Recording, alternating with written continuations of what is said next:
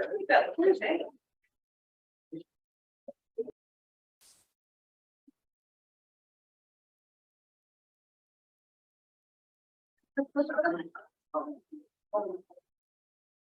afternoon. Welcome to a larger than usual public gallery. Thank you so much for joining us today. Welcome to those who are joining us on our Zoom platform as well. I will call this regular meeting of Council of the Municipality of Jasper to order for April 18th, 2023. It is 1:31 p.m. Councillors, you have today's proposed agenda. Are there any additions, deletions, or other changes to be made to the agenda? If not, may I have a motion, please, to approve the agenda as presented? Councillor Wilson, thank you. All those in favor? There are none opposed. That is carried. I will say that when we conclude with item 5.1, I will call at that time a brief recess. This is not to encourage councillors to run off anywhere. It is to encourage members of the public to engage and thank the recipients of the recognition awards that are going to be handed out just prior to that, and to allow for photographs. So for those of you in attendance who might want to capture this photographically, we will give you a specific opportunity to do that with a break in the agenda following those presentations. First, we have to get through some of the formal business of council, so we can begin with agenda item 3, approval of minutes. We have 3 sets of minutes for approval today, beginning with legislative committee meeting minutes from April 4th, 2023. Those have been circulated. Are there any errors, omissions, or corrections required to be made to those minutes? If not, might I have a motion, please, that council approve the minutes of the April 4th, 2023 legislative committee meeting as presented? Councillor Hall, thank you. All those in favor? There are not opposed. That is carried. Also presented in the agenda package are the minutes of the regular meeting of April 4th, 2023. Are there any errors, omissions, or corrections required to be made to those minutes? Nothing. May I have a motion, please, to approve the minutes of April 4th, 2023 regular council meeting as presented? Councillor Wilson. Thank you. All those in favor? There are none opposed. That is carried. And finally, we have before us the minutes of the committee of the whole meeting of April 11th, 2023. Are there any errors, omissions, or corrections required to be made to those minutes? Councillor Melnick. Thank you, Your Worship. On page 11, just a quick note regarding the Community Futures West Yellowhead monthly meeting in Grand Cache. It lists that there will be a couple of individuals attending, Mayor Ireland and Councillor Demota, although I think it's going to be myself and Councillor Demota. So there's just a slight change in that to be corrected.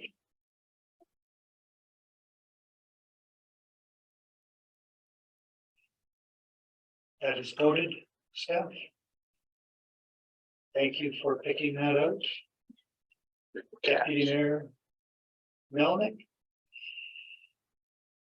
Might I have then a motion to approve the minutes of the April 11, 2023 Committee of the Whole meeting as amended? Councillor Demota, thank you. All those in favor? Anyone opposed? That is carried. Agenda item 4, we have one item of correspondence before us today. A letter from Wellspring, Alberta,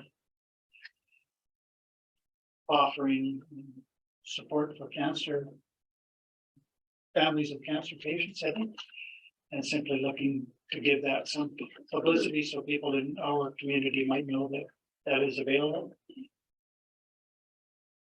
there any discussion required with respect to that piece of correspondence? Councillor Connaught.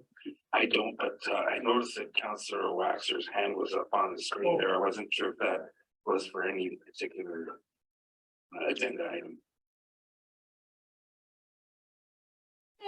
My hand was up at one point to make one of the motions, but my only comment would be they ask us to distribute information, and certainly that's something each of us could do individually, but it may also be advisable to ensure that Director Reid is aware of this information, as it would be probably very useful to the community outreach services people as another resource in their toolbox.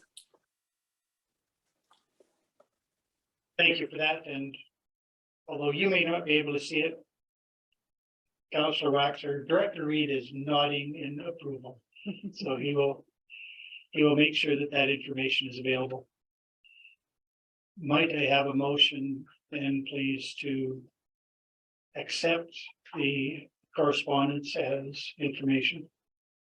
Councillor Kelleher-Empey, thank you. All those in favor? There are none opposed. That is carried. So that takes us to agenda item 5.1, which is the most fun part of today's agenda, I think, and possibly the most fun part of any agenda so far this year.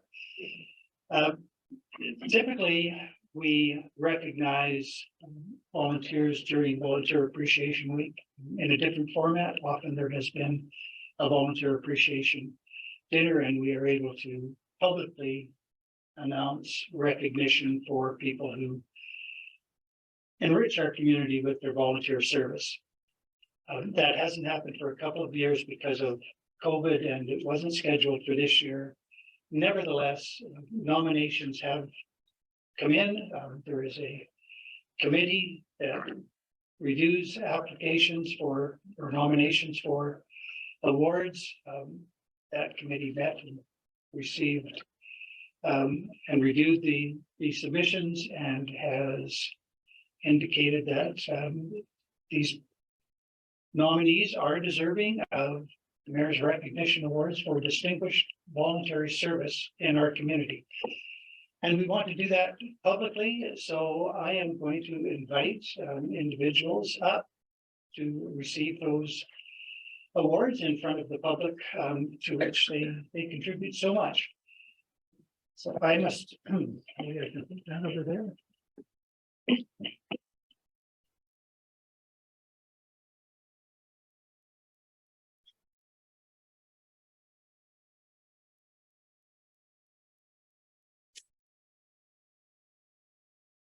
And I will call up first.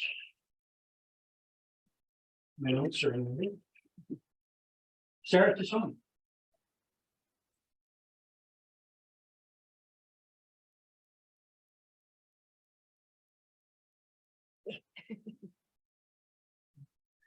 Video there. All right, thank you. And this is for you. And if you wait. So Sarah has been nominated for her outstanding service with the Girl Guides Canada. I'm in a dilemma because I've been told how long she has volunteered. And I've told when she started. So you can add, but what can I do? She started when she was 12 and she's been volunteering for 30 years. Started when I was 9. Oh. 29, Yeah, so I started as a girl, and then as you advance with the program, we get the girls involved with volunteering. So I started volunteering at the age of 12 with Brownies. So I did my own program in Brownies, and here I am still. So 30 years of voluntary service in the community with the Girl Guides of Canada. And there she has been able to impart to young people in our community a sense of responsibility, of volunteerism themselves, of inclusion, and of community. The only way to build community is through examples that what people like Sarah. So we appreciate that. And beyond the Girl Guides of Canada, I understand that she also takes in pets for for fostering. Yes. So it's just, it's Yeah. the type of kind heart she has. So congratulations, Sarah. Thank you for all your work volunteering in the community. Great.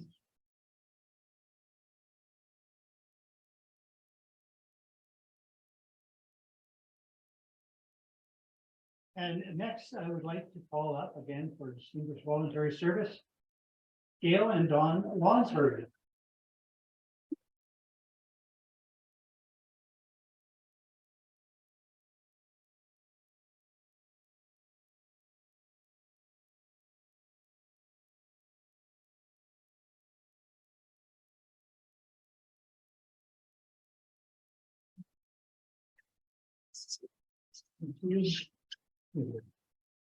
This is the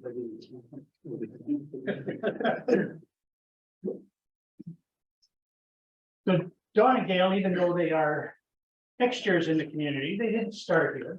They moved to Jasper in 1967. And basically, they've been part of the fabric of the community and volunteering since that time. Dawn started out with Parks Canada, became a foreman, I think, in the operations department, served there for 24 years. But despite his workload, he always found time to volunteer in the community. Gail, she's a pharmacist working originally, I think, probably with Bob Dowling at both pharmacies in town. Also the pharmacist for the Seton Hospital for years, always available as required. But again, despite that workload, always found time to volunteer in the community. They are principally recognized for the work that they did years ago for the Mountaineers, the junior B hockey team that used to be in Jasper, and they managed that for years and committed so many volunteer hours to that. But probably more significantly and more memorably for many people is the work that they did for the Jasper Heritage Rodeo. They were the face of the rodeo at all times, and they will of course acknowledge that there were lots of others who stepped forward, who did fundraising and other volunteer work. But they are principally the organizers that kept that event alive and happening for Jasper for years and years. They contributed at parade time, and in advance of the rodeo, we would do a ride around with the RCMP and Red Surge. It really did help build a reputation in the community. Excellent volunteer reputation and great legacy. So thank you both very much for that.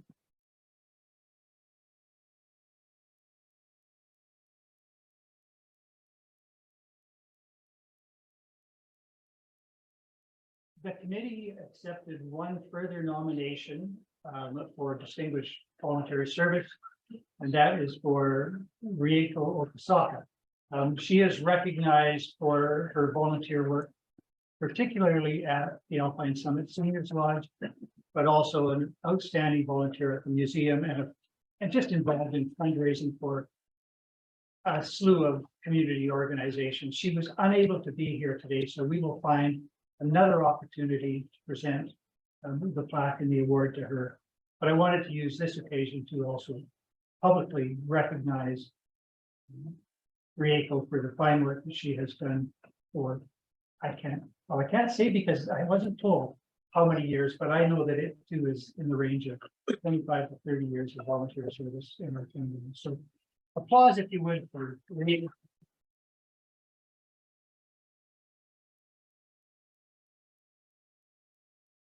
And also, while we were doing this, and again, something that typically we might do at a volunteer appreciation event, which we don't have this year, is to recognize those who have served on other boards and committees in town and are now retiring.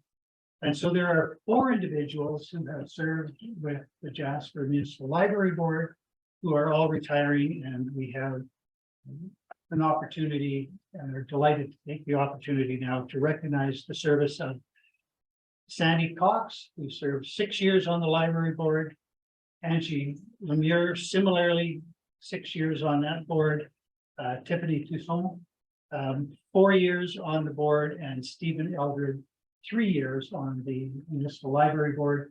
We have gifts for them, and I think Councillor Paul will take those to the next library board meeting as our representative and recognize those people in that. But again, applause to them for contributing.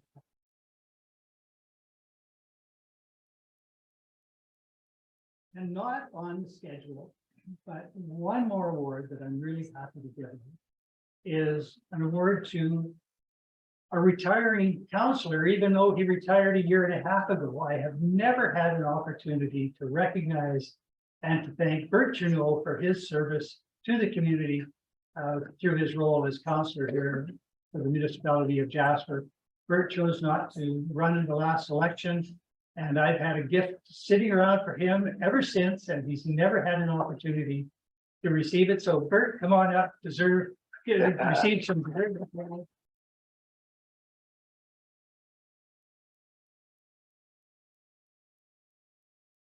If it looks like Christmas wrapping, because I wanted to give it to you 2 years ago. I couldn't. Thank you very much. Thank you. This is quite an honor. It is a real honor and pleasure to do the 4-year service on behalf of the community and work with this fine council under the leadership of our fine mayor. So thank you very much for that. And we'll never know what happens in the future, because this is a great community to be a part of. Thank you. Thank you. Well, as I indicated, I am now going to call a recess from our meeting, and we would like at least those award recipients who are here to come up and get a picture with council, and if family wants pictures, that's as well. So I will say that it's going to be at least a 10-minute recess, and for those online, Councillor Waxer included, just give us a few minutes to celebrate here with award recipients, and we will get back to the meeting soon. So we are in recess.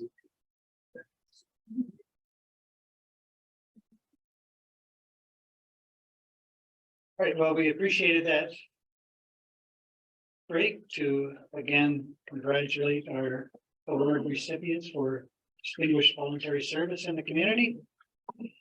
We are now back in session. We are at agenda item 5.2. Jasper Skatepark Committee. Mr. Savage is here. There is an attachment as well on the agenda. Not sure, Director Reed, you are then, I think, seconded to CAO pro temp. So I'm not sure whether you had any introduction or whether I should simply turn it over to Mr. Savage. Thank you, Worship. There isn't any particular introduction. We are entirely hinging on what Mr. Savage has to bring to us today. Mr. Savage, then welcome. Go ahead. All right, thank you. Council, this one, sorry. I should know how to do this by now. So yeah, I know a lot of everybody here, I guess, but yeah, I guess Ralph, I know you've been here before, but and the new council, so nice to see you guys finally. Sorry I haven't made it here, but yeah, it's good to see you guys. You know, everybody's doing well, and Kathleen as well. Yeah, so we're just giving you a quick update to give you guys just a lowdown on what's happening, because a lot of, you know, there's been a lot of buzz around the community ever since we received word about our grant from Alberta government from CPEP Small. So yeah, just want to start off this little presentation, and some of the stuff on here, I'm just gonna try to make it quick here, so like I'm not gonna go verbatim on this stuff. So anyways, yeah, we won this grant about a month ago, and it was something we applied for in September, and $125,000. So this is big, because this is basically the last part of our push to the skate park. Unfortunately, we still are a little bit shy. We're on the home stretch, but we have about $887,000 of one projected 1.015 million, so 1,015,000. So about $128,000 shy. So basically, the number that we came up with, the 1,015,000, is pretty accurate. So it's just, we had a 2022 design cost, and we extrapolated it with 7% interest per year to estimate, and so 14%, and we might even be over what the actual cost would be. Hopefully, there's a chance of that too. I was told today that it's approximately, I talked to somebody from Newline, approximately about 0.5% per month. So yeah, we might be over that, but we'll see what happens when we get there. But that's a good number to start with anyways, about 128,000 shy. So just remember that number. That's for 2024, because that's when we're going to build. So this is just how we kind of got here, just to give recognition to, you know, quick little breakdown. So we got 125,000 from CFEP small, obviously. We got 91,000 from a Canadian government grant last year. We got about 40,000 in a account from the JSC, where we hold money for tax receipts for groups that want to help out or other companies. Our bank account has about 31,000 right now.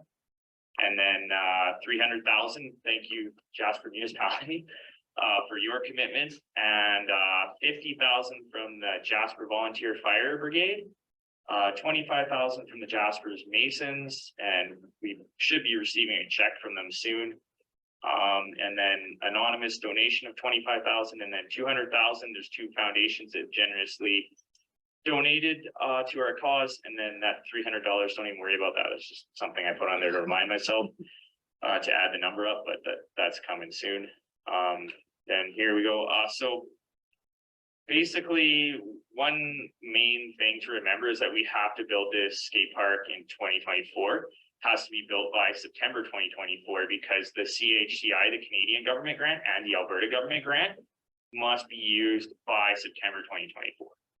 So we're on target right now to build this skate park and break ground in April of 2024, or like spring, and get this thing done by the end of the summer there. So obviously it's beneficial to build it sooner than later because of the rising costs of building, and the concrete industry is very volatile right now. So we just want to get this nubbed in the butt before things get too expensive. And also the concrete hard structure is the part that we're building. I just want to be clear with everybody to understand what's going on. We have to do that in order to cut costs, because everything went up so high with COVID and everything. So we'll deal with the landscaping after the fact. Now, I've already talked to people from different grants and stuff. We will write grants for the landscaping as well. We'll be able to go about with that too after we get this started, but we need to get this done first. So this is a different project. So we will deal with that later. So don't worry about that. It's important for us. This is, as our committee, we feel it is really important to raise as close to the remaining 128,000 as we can in order to ensure the maximum play value and lasting appeal for this 40-year plus landmark skate park. We want to make sure Jasper, being a community that people travel around the world to visit, has the skate park that, you know, exemplifies like quality build and what Jasper has to offer as an amenity, and showcase, you know, like kind of when people come here, we want them to be impressed with and have something that's fun, you know, to come skate for lasting appeal and everything. So we feel it's really important to hit that mark if we can. Banff, Alberta has an amazing skate park, and it's done wonders for their tourism. So that, like I mentioned, that the estimate there is not 100% accurate, but we feel like it's pretty accurate. So I put in there, we should have an updated budget, but that doesn't really matter. We'll be in close contact with them to solidify our spot on their 2024 calendar. We have been insured. I just talked to Trevor today. We're going to be in there for 2024. So we know that we have a spot, because that is one thing they do fill out. We are going to obviously continue fundraising, grant writing, and local donation canvassing as we push towards the finish line. And together we can make sure that Jasper has the best skate park possible. And part of this update too is I just wanted to make sure that, you know, you guys were on the same page and understood kind of financially where we're sitting. I know you guys have budgets and everything coming up, so just wanted to let you guys know in case it comes down to it where we do have a shortfall. I don't want to make any, obviously you guys have already been very generous with your donations, but we just wanted to, we don't want to have any last minute surprises. So everything's clear as mud there. But yeah, if anybody has any questions, hope I wasn't too dragging on. Well, thank you, Mr. Savage. Are there questions of Mr. Savage from councillors? Councillor Wilson, go ahead. Just for a bit of history, maybe for the municipality commitment, I'm pretty positive that was a past council commitment, and I think it was based on the fact that we're going to be committing a third of the cost. I think at that time it was just close to 900, with cost, it's a little bit inflated. Maybe council may want to think about revisiting that and still committing that third of the cost, but that ends up being $40,000 more, I think, on our part.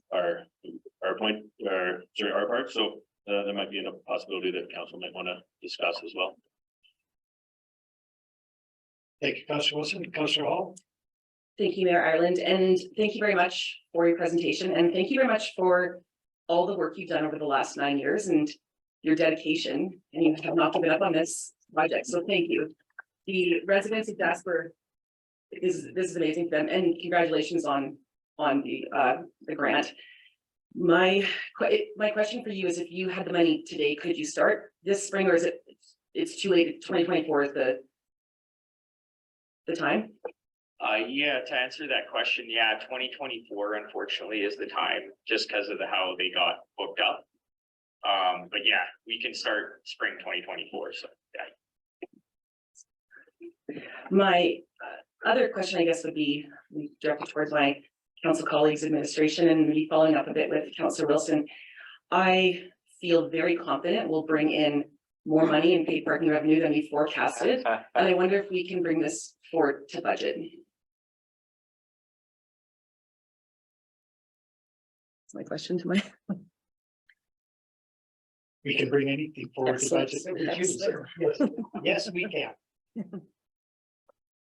Additional questions? Councillor Connaught? Well, it's nice to see us moving forward. I remember being on council in 2016 when this was, I think, not the first time in front of us, but when we were officially talking about getting New Line involved, and I was just heading off to Winnipeg for the Federation of Canadian Municipalities, and I had the opportunity to go and visit their skate park. They're one of the earlier ones that New Line was involved with, and I was quite impressed and came back with a lot of energy.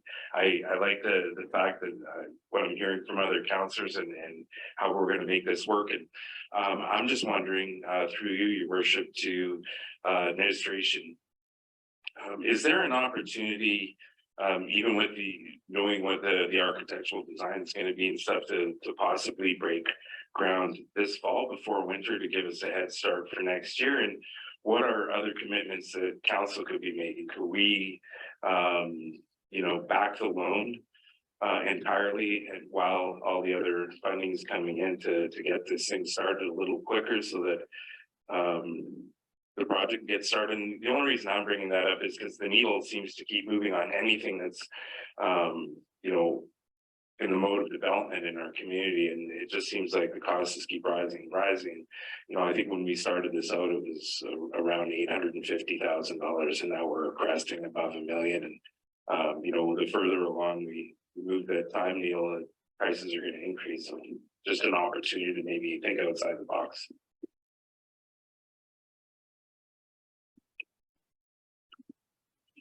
Your worship, through to Councillor Connaught, certainly administration is absolutely open to creative ways to start early. I think, and if I'm wrong, Mr. Savage, correct me, but the supplier is the holdup for any building that we might want to do. We could certainly do site prep as an example, but it wouldn't really, the site prep isn't going to be the linchpin that gets them their build season in 2024. So at this time, I can't see a direct benefit to us starting. However, the idea that if council was to push this ahead sooner, if there was a space, that could be opened up in 2023. That may be something that Mr. Savage and New Line could work on if council were to sort of accelerate their support. I think that's the best answer I can give you right now. Thank you, Director Reid. I will come back to you, Councillor Wilson, but I did see Councillor Kelleher. Thank you, Mayor Ireland. Congratulations, Mr. Savage, and to everybody involved. This is so exciting. I've seen so many skate parks here and in the States, and it's Jasper, it's time. My question is for administration. For Parks Canada to go forward with this project, should we be getting the development permits and that ready now for next year or this year? Your worship, through to Councillor Kelleher MP, that's an excellent point. And that is something we could certainly work with Mr. Savage. As soon as there's a design, then yes, we could start the paperwork in concert with the skate park committee to ensure that we were sort of shovel ready as soon as that opportunity came up. It's an excellent point. We can work with them on that. Councillor Moda, I'll come back to you, Mr. Savage. Did you have a response on that? Go ahead. To add to Chris's comment. Yeah, I just wanted to add to Chris's comment about 2023 build, because Wendy and Rico were talking about possibly fast tracking this, and that would be beneficial. So I will contact New Line, and like I'm gonna call them anyways after this meeting. I will definitely put that on the agenda there to find out if that's possible, if there was an opening or something, because I do agree with you guys that you know, the concrete and everything costs would be better to start sooner than later. Oh, yeah, we have. Yeah, we have a design already. Yeah. Thank you. I'll go back to Councillor Wilson and then you, Councillor Waxer. You can put your hand down. I've seen it now. Sorry, yeah, just maybe three questions or comments. Actually, just popped in when you suggested there was design. I think there's a conceptual design at this point, right? There's no like engineered or architectural components to it, so that does take some time. And suggesting that there'd be construction this year is not feasible. I don't think you can talk your guy there, but also what is the timeline? What is the prospective timeline on event? So basically what I got from them is that they start like in April or something, like, or March, and break ground. It could be done by like August. That could be realistic. Okay. And then I guess the third comment was to Director Reid was a project like this, because it is a municipal project, would this need to go out to RFP? Would you post it on Alberta Purchasing Connection? How does New Line actually get it? I don't, how does that all kind of wash out? Thank you, Your Worship, through to Councillor Wilson. So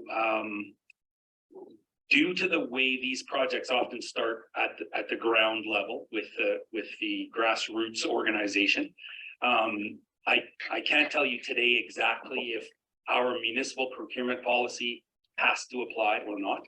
So that's another thing that we can, get the ball rolling now, given the spirit of speed here. So we can get that answer for council.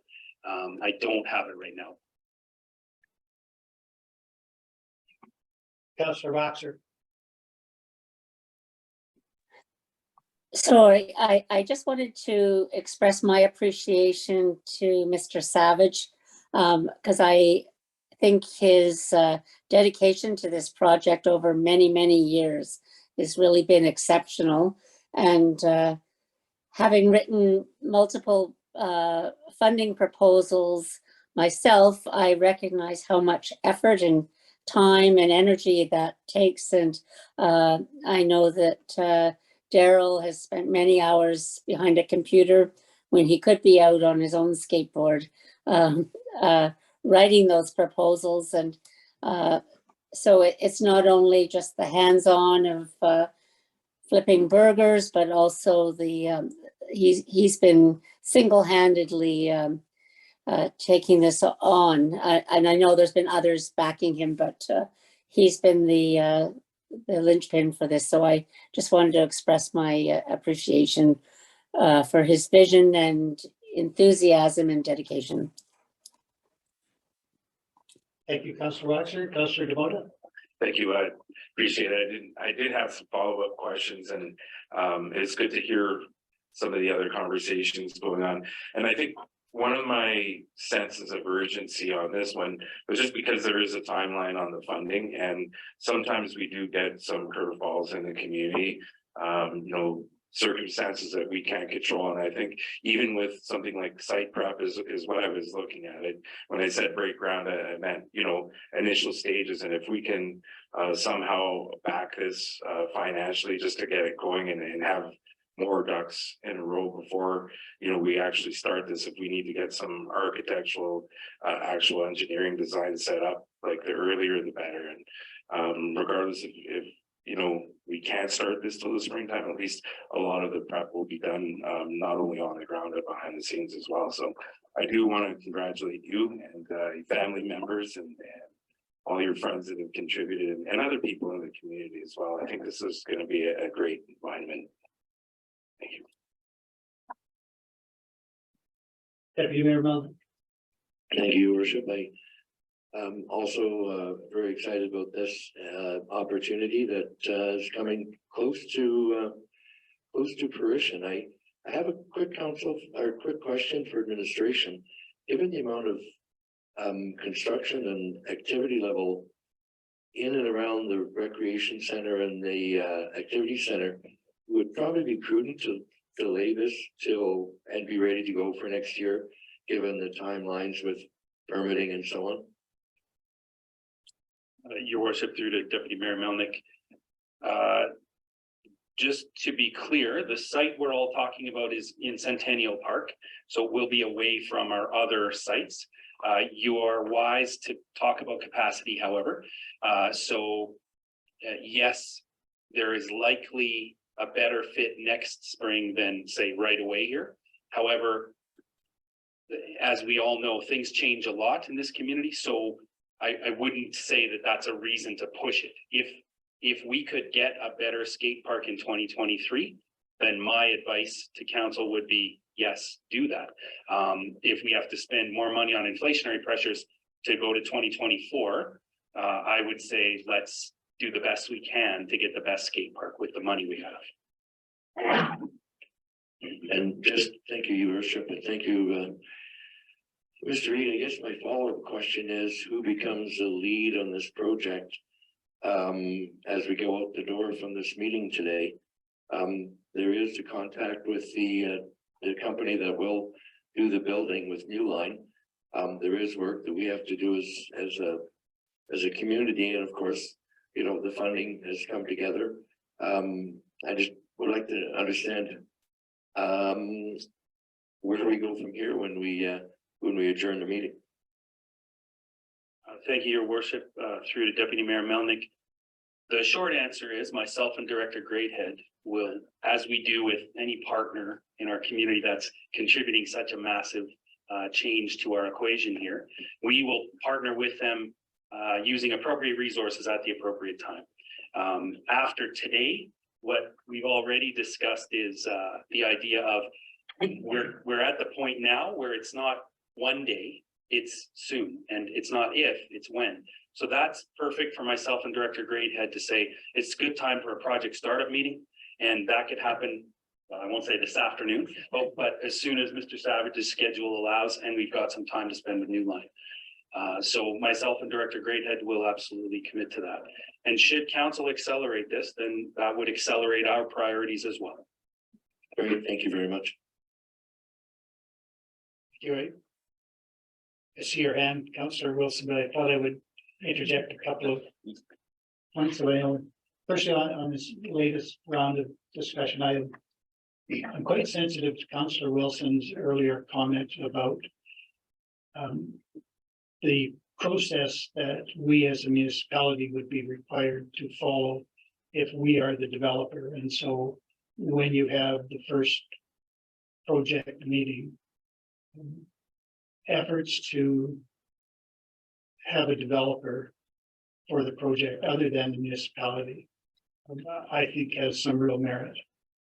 Because we are not permitted in most instances to engage in sole source contracting, and yet all the plans are already made, and I'm pretty certain it's going to land in that person's lap or that entity's lap. And I think that others who are not bound by the same restrictions and us and ensure that that happens, I'm not so sure that we can do it. So I just leave that with you. The question I had for you, Mr. Savage, and I share with other councillors in my congratulations for the effort that you have put forward to get to this level of funding and your tenacity through it all. It's really inspiring. When council made its commitment last term, part of the discussion was evidence that there was community support, broadly speaking, for the initiative. We had not done any community engagement, but we were prepared to say that effectively residents could vote with their wallets. And if it appeared that you had success fundraising, then obviously that was a sign of broad support. So when I look at the fundraising that you have achieved, I won't touch the large grants because that's either federal or provincial money. Is it safe for me to assume that the $40,000 that are currently held by the municipality on behalf of the Skatepark committee is all locally fundraised, probably in small amounts? Yes, so we have 31,000 in the one account. And then we also have that 40,000. So a lot of that 40,000, some of it comes from a program called Railroaders in the Community, which I've been doing for a while. And it's mostly just from me because I log my hours. But there's also, like you said, a lot of local money in there as well, from doing different things, and people like I think ATCO maybe have donated some money there, or they have Trans Mountain, all these different kind of groups, right? So yeah, that is local money mostly. Yeah. And similarly with the contribution from the Jasper Volunteer Fire Brigade, I would assume that is money that has been accessed locally. I mean, you might not know specifically because it's a large donation from them to you, but presumably that's all local money. Yeah, that's correct. That would be local. The Masons would be local. Anonymous donation was a local. So it's yeah, looking pretty local out there. Yeah. Well, that's exactly what I was looking for confirmation, because to the extent that council wanted to be the community engaged in a financial way to bolster the project, I think these numbers really help demonstrate that. So again, congratulations. And if it does come back to council for reconsideration at budget time or earlier, it's really important for us to know the level of support that you've been able to generate at the grassroots level within the community. So thank you for that. Councillor Wilson, you had another question. No question. I would just like to make a motion that council receive the presentation from Jasper Skatepark Committee for information, and also direct administration to work with JSC on preliminary steps to move the project towards construction. Thank you for that motion. May I ask administration of you? Yeah, no, so it was to receive the presentation from Jasper Skatepark Committee for information, but also to direct administration to work with Jasper Skatepark Committee on preliminary stage steps to move the project towards construction. In essence, project startup meeting and everything that comes after thereafter. Thank you, Councillor Wilson.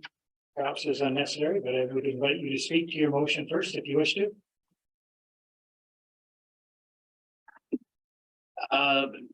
I would just suggest that, well, again, thank you, Jasper Skatepark Committee. Thank you, Mr. Savage, and the work has been hard and long, and it's I think we owe it to the community now to say, okay, there's a huge amount of commitment to the skate park. We need to get our ducks in a row, and it's it's our project as well, and let's get it going. And there's a lot of unknowns still in the future that we got to start uncovering now if construction is going to happen spring of 2024. Thank you, Councillor Hall. Thank you, Mayor Ireland, and thank you for your motion. I wonder, do we need to include anything about maybe considering the shortfall at budget 2024 conversations, or will that, what you've said, include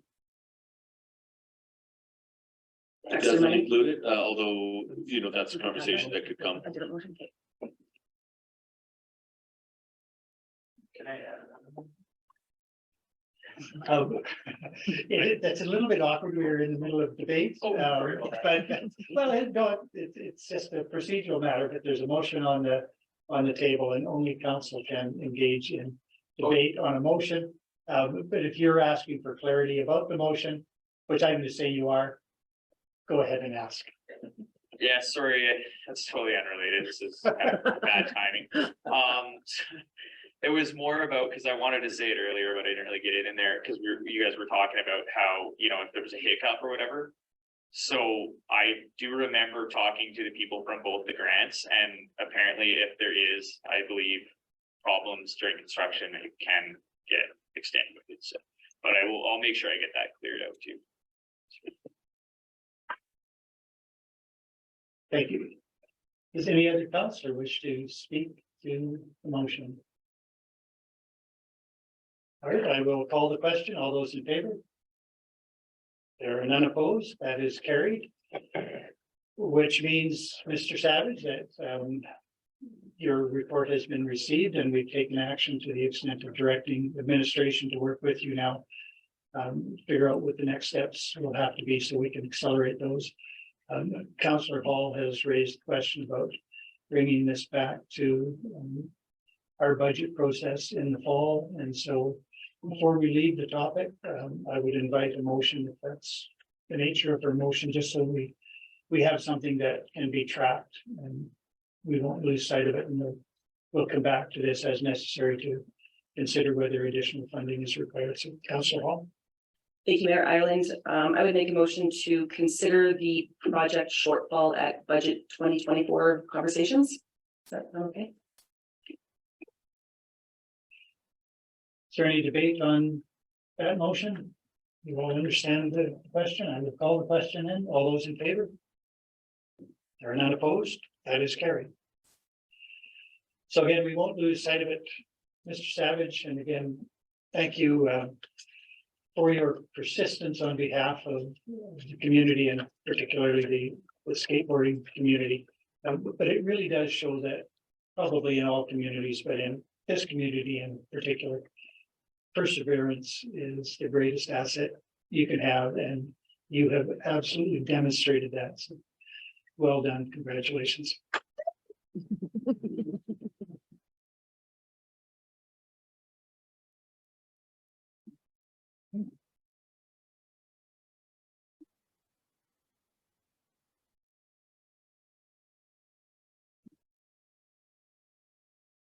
All right, that takes us to agenda item 6, new business. And we begin with happy business, agenda item 6.1, proclamation for National Volunteer Week. Yay, what a great start. And seems appropriate, having already recognized volunteers in the community this week, we ought perhaps to proclaim the week. So might I have a motion to that effect? Councillor Munn. Thank you, Your Worship. I would make the motion that council claim April 16 to 22, 2023 is National Volunteer Week in Jasper. Thank you. That's great. Someone was excited about the motion. Spectacular motion. Thank you. Councillor Melnick. Is there any debate on the motion? I will therefore call the question. All those in favor? There are none opposed. That is carried, and I do therefore proclaim April 16 to 22nd, 2023 as National Volunteer Week in Jasper, and urge our fellow citizens to recognize the crucial roles played each and every day, all year long, by volunteers in our community. That takes us to agenda item 6.2, Connaught Utilities Borrowing and Local Improvement Levy Amending Bylaw. And Director Melanchek, you're here to speak to that one?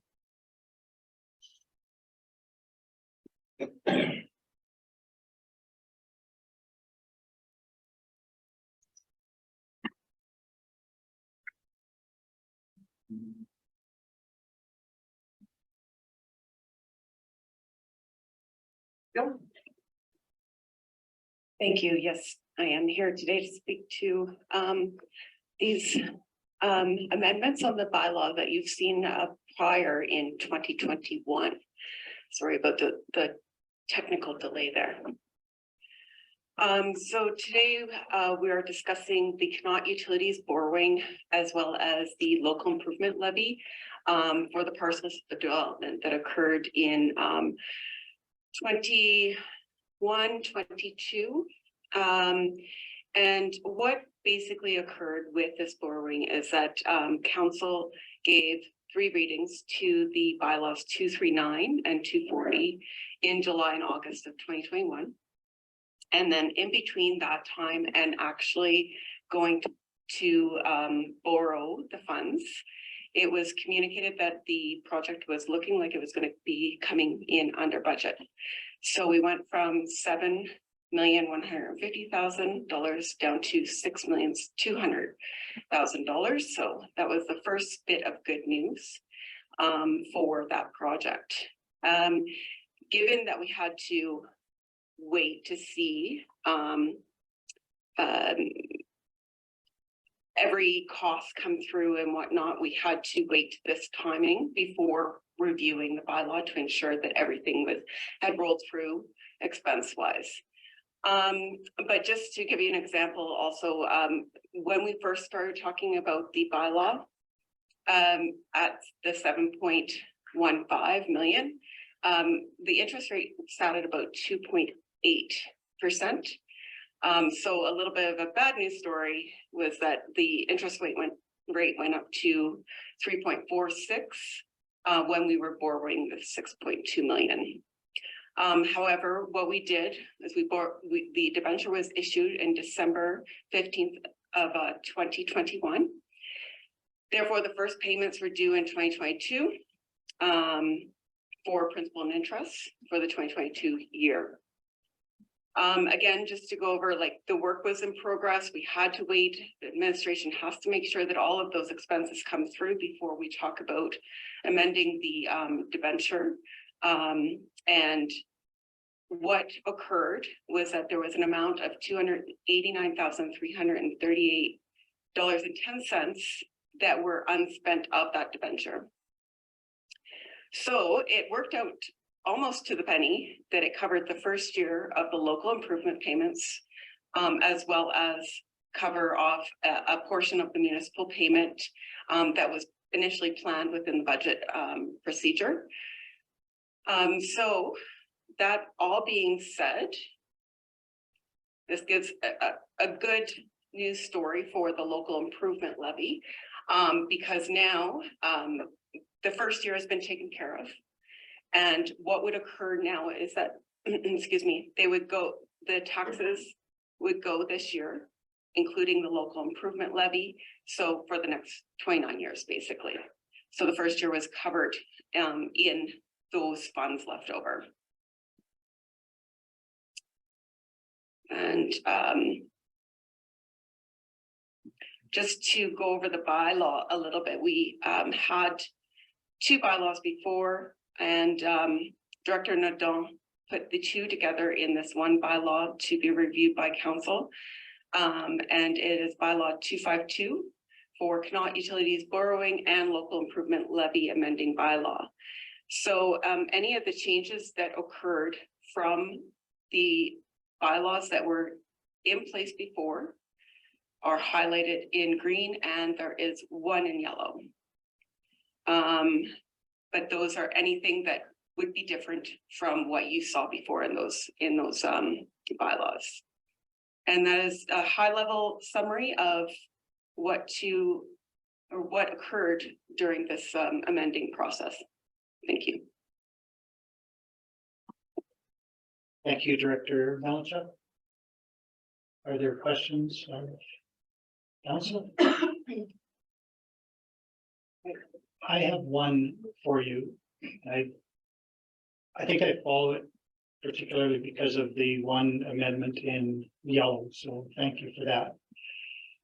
So the amount that will be levied as a local improvement against the benefiting parcels is $182,000 annually.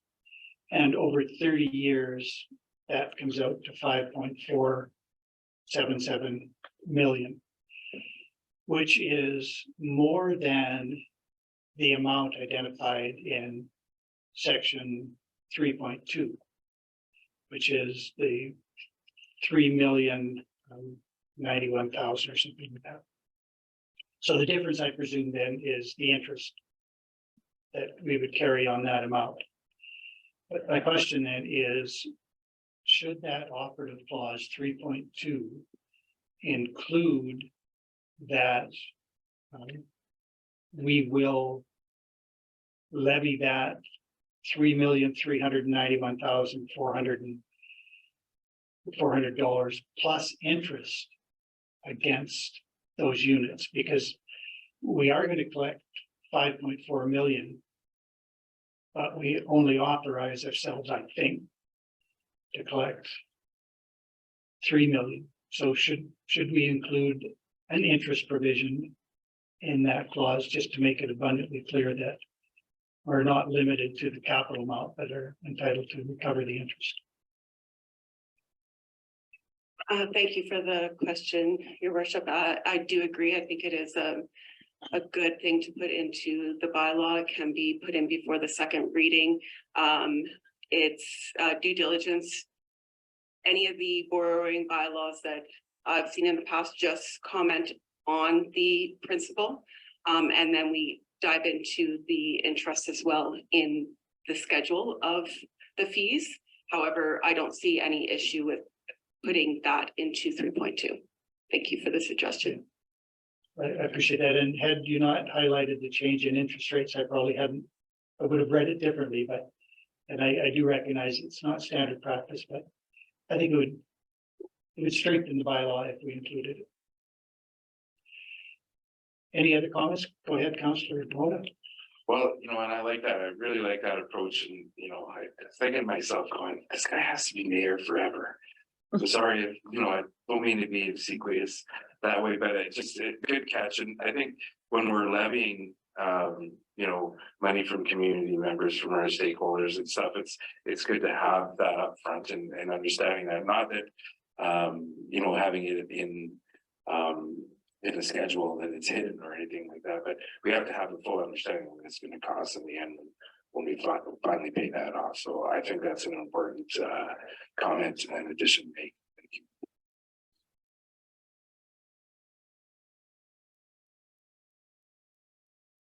Any other comments? Well, I had one additional one, but it's not specific to the bylaw. It doesn't change anything. But the interest that we will be required to pay now, I forgot, 3.46 or something. We've been paying that from the outset, so that is not changing now. The interest rate is locked in. Yes, you're correct. It's locked in and which is good because we're sitting at about, if we were to go into debenture now for this, it's just over 5%. And is that the rate of borrowing from the Alberta Capital Finance Corporation? Is that where the money is actually coming from? The bylaw references the province of Alberta, but is it ACFC?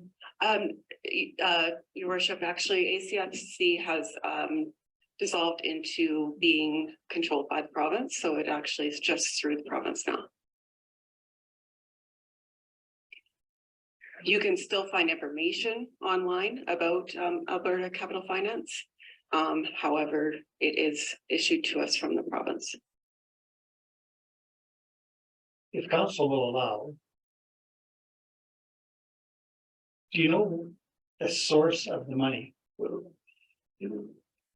What is the capital fund that the province would use to give us a loan?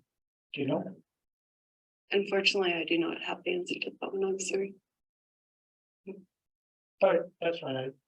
I will do some digging. I'm quite interested in where that money has originated and why they think it's necessary for municipalities to pay now over 5% to borrow money for community benefit.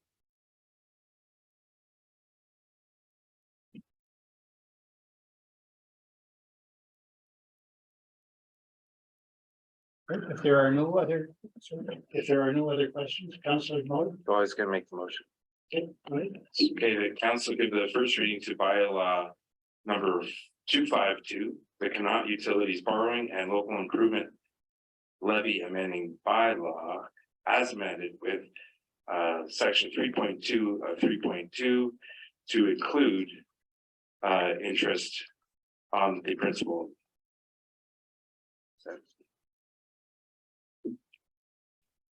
And is that motion clear to administration? So first reading subject to, well, not subject to, but first reading, but with the proposed amendment to go back for second reading. Any debate about that motion? Seeing nothing, I will call the question. All those in favor? We have first reading, though. Where that bylaw number was, 252. And so it will come back for second reading, I presume, 2 weeks from now. Yes. Thank you. Thank you for that. And we can turn now to agenda item 6.3, which is you, Director Knowledge and your director's report. Thank you, Your Worship. I will give just a high-level summary of what's included in the report itself before we get into some figures. For IT, our IT has been very busy replacing servers and also dealing with a lot of Wi-Fi and internet issues. So very, very busy at this point. Also working at ensuring backup retention and just assisting with any kind of issues that have come up, like for instance, the damaged phone lines that occurred with digging for the ice plant arena and whatnot. So he has been keeping quite busy.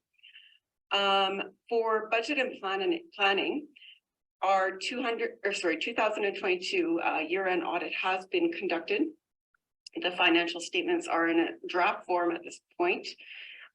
They were supposed to be presenting at this meeting. However, West Yellowhead Waste Authority does not have their financials complete as of yet to consolidate within our statements. Therefore, I had to request from the province to extend the deadline. And we asked for an extension to the end of May, which was approved. So audit will be, and the financial statements will come to council in May for review. So unfortunately, that has occurred again, and will be trying to work with Waste authority going ahead to ensure that our timing works out properly so that maybe we can get our financial statements in on the May 1st deadline. So unfortunate, but it is what it is. For grants, tourism relief grant was applied for the stage upgrades as well as the streetscape study. And I know there's been some questions about that one. And unfortunately, we were unsuccessful in that application. Therefore, did not receive those funds. Those projects then are stated in the capital budget as unfunded. Going forward in the grant process, statements of funding expenditures have to be submitted by May 1st as well. So I'm working on getting all of those done. And then project applications will start the process then. And then for updates on some of the grants that we receive in 2023, the Canada Community Building Fund, so CCBF, which is replacing the federal gas tax, is contributing $287,341 to Jasper this year. And the Municipal Sustainability Initiative, so that's the operating and capital portions, equal out to be $852,253 for the 2023 year. Other than that, the office is always very busy, but extra busy right now with business licensing. The assessment notices went out January 20th. Then we had a open house for people to have the opportunity to meet with our assessor to understand their assessment a bit better. And then those conversations occurred. We still have some appeals that have occurred, and we won't find out the outcome of those until probably June or July. But basically the 4 appeals work out to be about $5.8 million against our $1.8 billion of assessments that pay taxes within the municipality. Then also utilities, just to highlight leader credits. They will be applied in the March-April billing cycle. So the next cycle that is, well, it's occurring right now. Those will be seen shortly. So residents can expect to see those who have leaders. And the 3 kiosks for paid parking have been ordered a long time ago, and we're still waiting on delivery. So hopefully that they get here for May, early May. And the only other thing to highlight is that our tax rate bylaw will be coming to council shortly in May here. And also we will have a presentation from the assessor as well. And then the tax notices go out by June 15th. Sometimes they go out before that, and payments will be due by July 17th to not incur any penalties. And yes, once again, paid parking to commence May 1st this year. So that's a high level of my report. To go into some of the financials, I'd just like to highlight that this is budget versus actual. What you see from the auditors coming forth will be a bit different. There are some things, for instance, like the local improvement levy being recognized all in 2022. So that is millions of dollars that go against the revenue. So this has removed that. And it also has removed the depreciation expense that you see at the bottom. I still stated it, but it's near 2.8 million. Overall, the municipality is looking very, very well for the 2022 year. Some high level explanations of the numbers that themselves, as I know there will be questions. You can see in administration revenue that there is a $1.3 million difference. Now, some of that came from most all of the operating, repair, maintenance, and replacement of capital items go back into the operating budget. So anything that did not occur, you would not see, and that's where you see that difference. And it was 1.3 million itself. And then there's obviously some ups and downs in all of the areas where some areas will be over, some areas will be under. But being that the municipality was looking quite good at year end, we had budgeted a $500,000 transfer of reserves to the budget. However, I did not feel that that was necessary. It was 500,000 from the COVID recovery. So we were able to keep that within the reserves. If you look at the revenues for legislative and protective services, you can see that they were also over, but that was mostly due to 195,500 of parking. Again, some ups and downs all over the place, but there was a big change in that revenue. So that impacted their department quite a bit. In operations, now operations, they have utilities as well. So there was a portion of capital asset repair, maintenance, replacement that was in their area as well. And about 135,000 of that was not expended in 2022, therefore not, there was no transfers over to the revenue from reserves or whatnot that was planned. And there was a increase in revenue in sewer for $198,000. Garbage saw 22,000, recycling saw 39,000, and 50,000 in road grants that we didn't anticipate receiving, so it wasn't initially in the budget. In community development, you can see that there was a bit of underage on the revenue there, but alone, taking in consideration, say, even there was no getaway camps or sports camps at the activity center. We weren't sure if they were going to run when we were talking about the budget early season, that they did not go. So there was that change in revenue.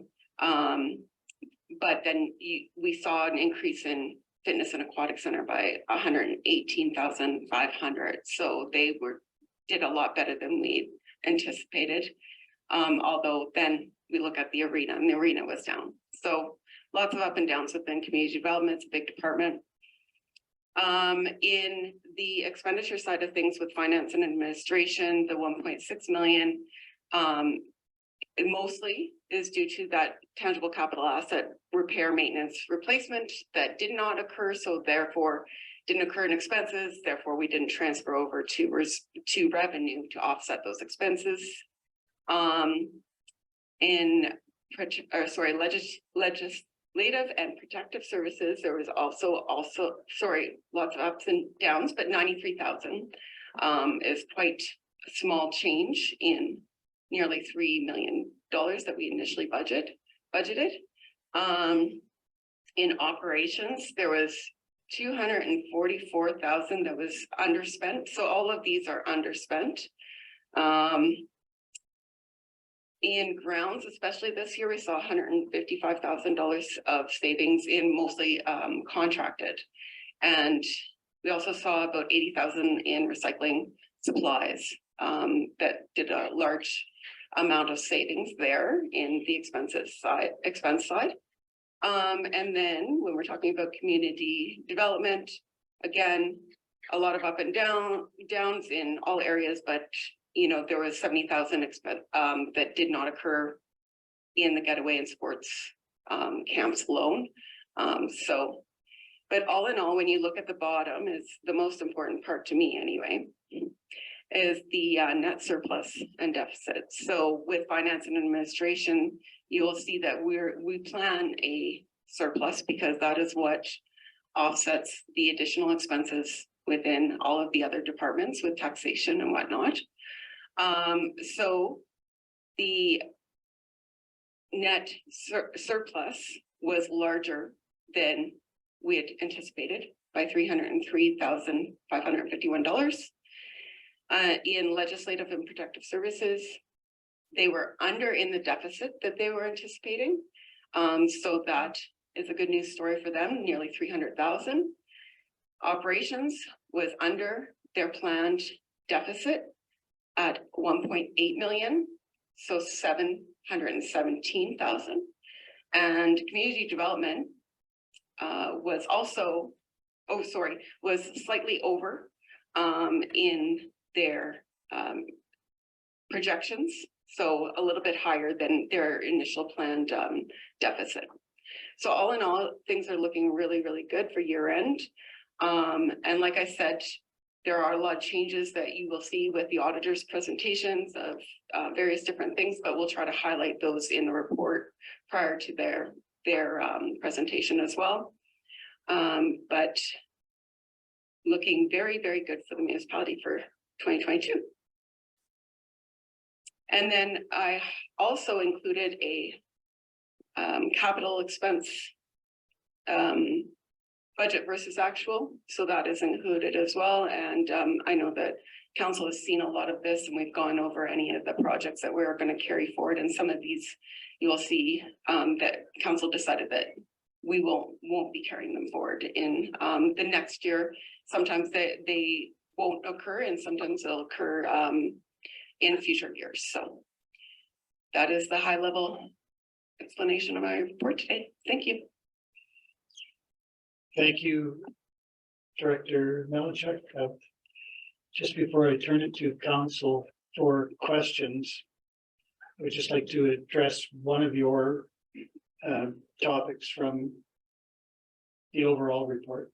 And that is the delay in our own financial statements due to the West Yellowhead Regional Waste Management Authority not having its financial statements done yet. Councillor Wilson and I sit on that, and we attended a meeting yesterday and used the occasion to raise this issue. And I had understood that you might have been contacted yesterday about this, and you're nodding, so I guess you were. And just so you know, the Waste Management Authority has engaged Yellowhead County to manage the operation, and that includes the county dealing with financial statements. And the reality is that from the perspective of the county, the liability associated with their membership in the Waste Management Authority is not material. So they simply didn't understand that this was a concern because they were looking at it through the eyes of a county with a budget that we just can't imagine. So it simply wasn't material. When it was explained that it is material to some of us, it was recognized, and they are where they are. But I think the intent is to get us the information as soon as they can. And I'm anticipating that we can act on the financial statement that we get even before the board of the authority approves it formally, because that formal approval will be delayed beyond the extension that you have received, I think. Nevertheless, it's an explanation, and it makes some sense. And it wasn't intentional delay on their part. It was just a question of what's material to them is different than what's material to us. That said, I will open it to questions from council directed to Ms. Melanchuk concerning her report or the financials that have been presented. Councillor Demota. Well, I guess because it's at the top, I'll start with the overall report as opposed to getting into the specifics of the year-to-dates. I just, because you made reference through your worship to Director Melanchuk, you made reference to the utilities there, and we talked about the bleeders. I was just wondering, having this being our first full cycle through our new utilities process, if there's a lot of changes either way. From last year to this year comparatively, and the taxpayers or the utility rate payers seeing major fluxes either way, or is it pretty steady from last year? I think what I'm really trying to ask, because we had to reset what we were doing because it wasn't working as well as it could be, and now we have a system in place. I was just seeing if it's been kind of consistent with last year. Your worship, through to Councillor Demota, yes, it is consistent with what would have been seen last year, because a bleeder will cause additional expenses to that client, and it is adjusted. I think the shock was that the rates had changed, and it just was a different number than they had seen in the past. So, but then it would have been credited back to their accounts. So then they would have seen the true reflection of what it actually was costing them. But initially, I think that the first numbers seen were in not 2022, but 2021 were a bit of a shock. And now they're maybe a bit more used to the process. All right, and like for everyone else, factoring that out with the residents and businesses not using bleeders, have they had a pretty consistent? Has it gone up or down all that much over a year? Your worship, through to Councillor Demota, it went up respectively to what we've planned within the budget. I think that we will be discussing a bit about what we can do with reserves going into, well, we are into 2023, but we can discuss any kind of overages or surpluses that we might be able to either put into reserves or then apply to the 2024 year, depending on what council would like to do. But it's not something that we can apply to the 2023 year because we don't know the figures soon enough, right? But it's some discussions to come forward within the 2023 year. So it's not huge figures to discuss, but there are some that we can talk about going forward. Okay, thank you very much. Councillor Keller. Thank you, Mayor, and to you, to Director Manager.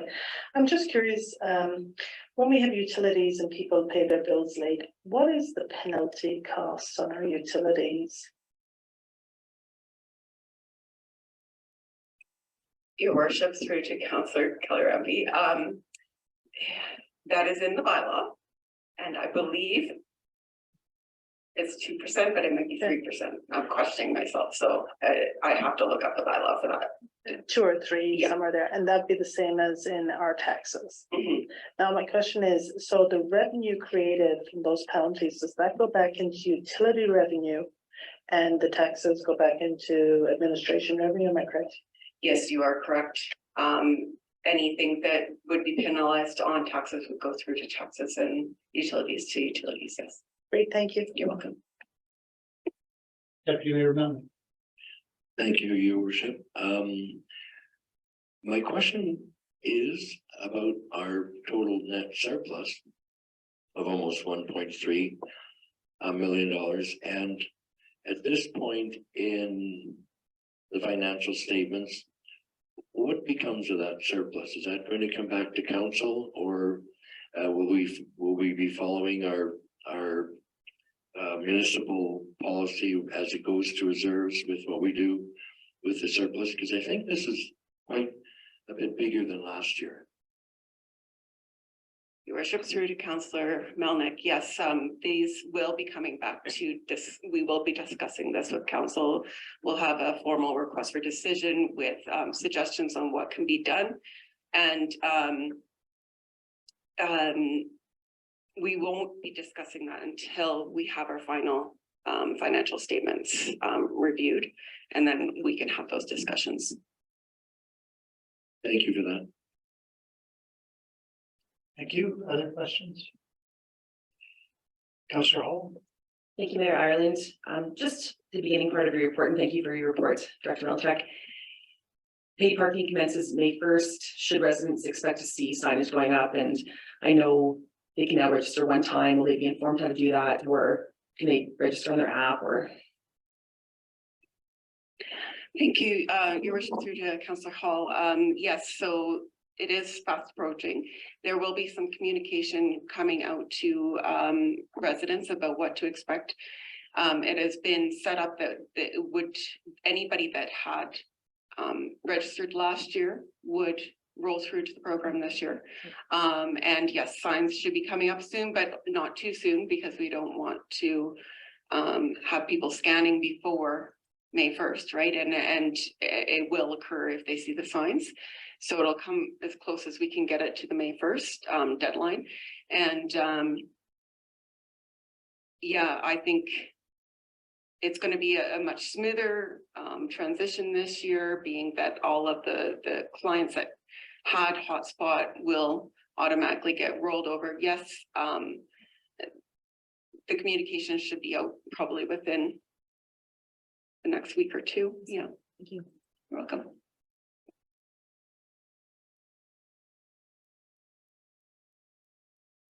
I had three other questions, if I may. Firstly, because it's so topical provincially and nationally, when might you hear, or when might you be able to calculate whatever exposure the municipality has with respect to retroactive RCMP pay? Thank you for the question, Your Worship. Actually, what has been determined with the municipality is that we're fortunate in that we are sitting underneath of that 5,000 in population mark. So therefore, it does not affect us. So we will not see any changes. What has been given to me initially, which was 3 years ago on the projected budget, has held strong. Thank you for that. There was an email that was circulated from Alberta municipalities yesterday, and that's what I thought it said, but I'd rather hear from you. Thank you for that.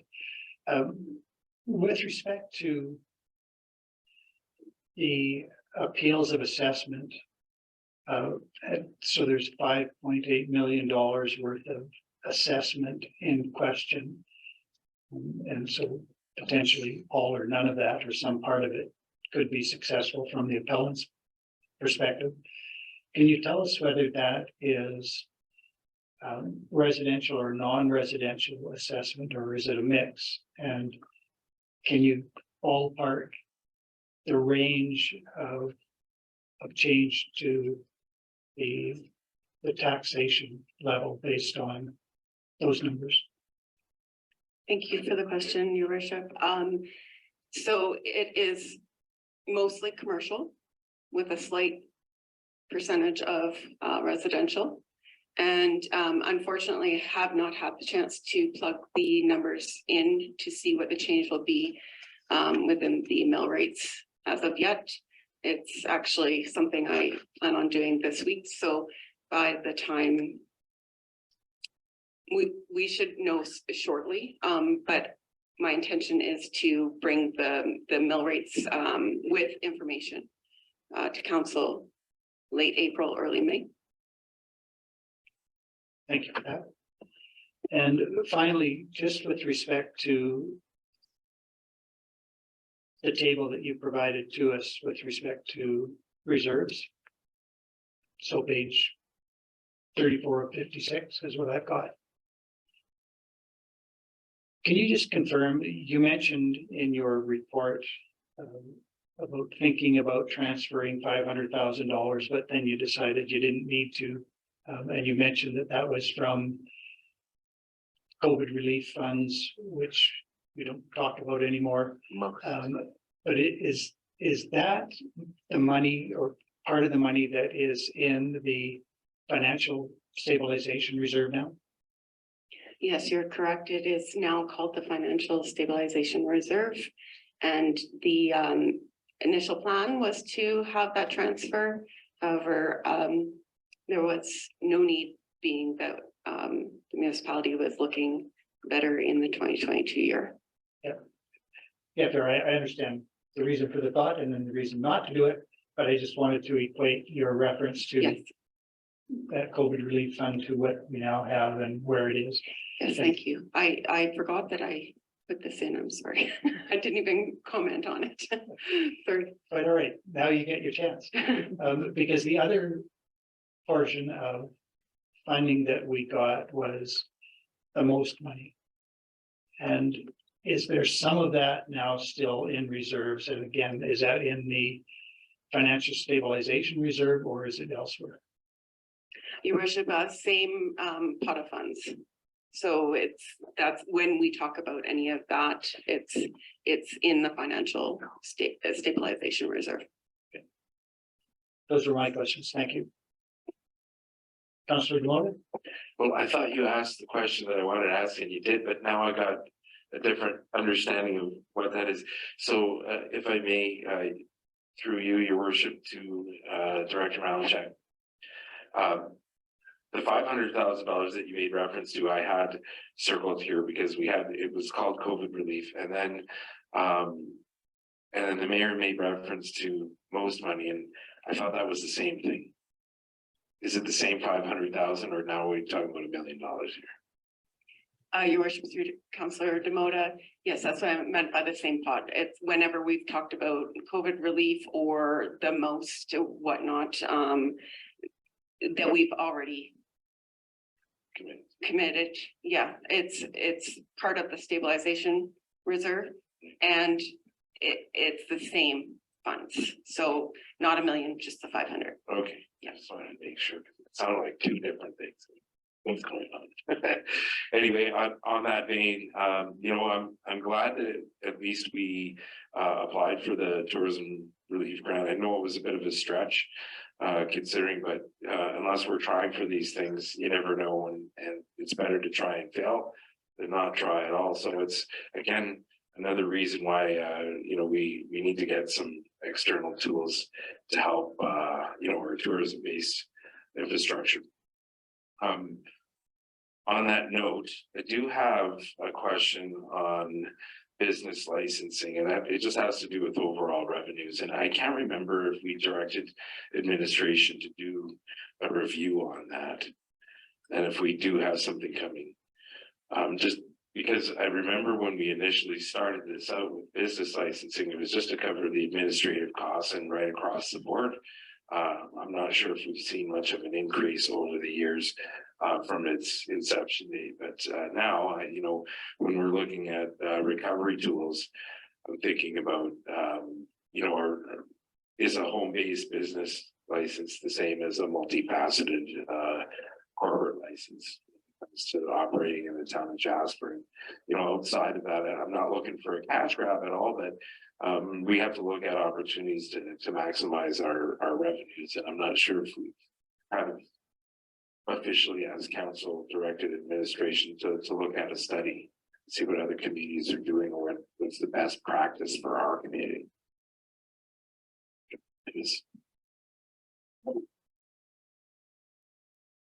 Thank you for the question, through your worship, through to Councillor Demota. It has been discussed. A formal direction, I don't believe, has come from council.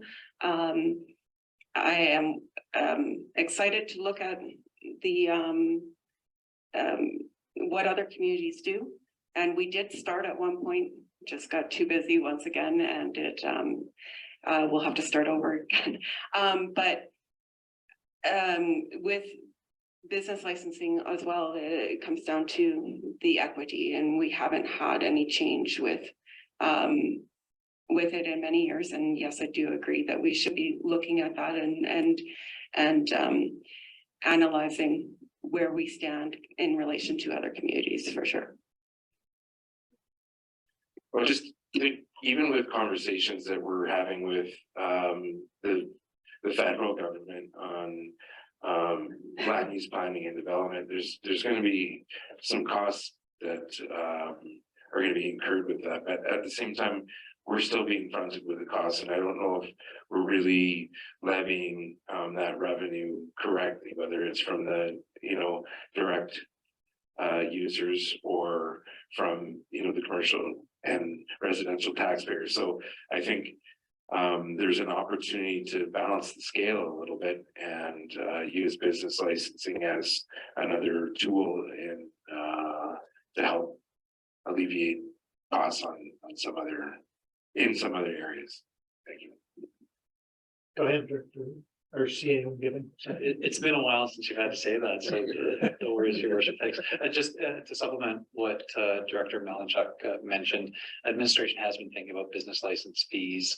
I know that Director Nadon has also been thinking about the approach to delivering business licenses and seeing if there's some way to bring in some additional technology to make that easier for renewals and everything else.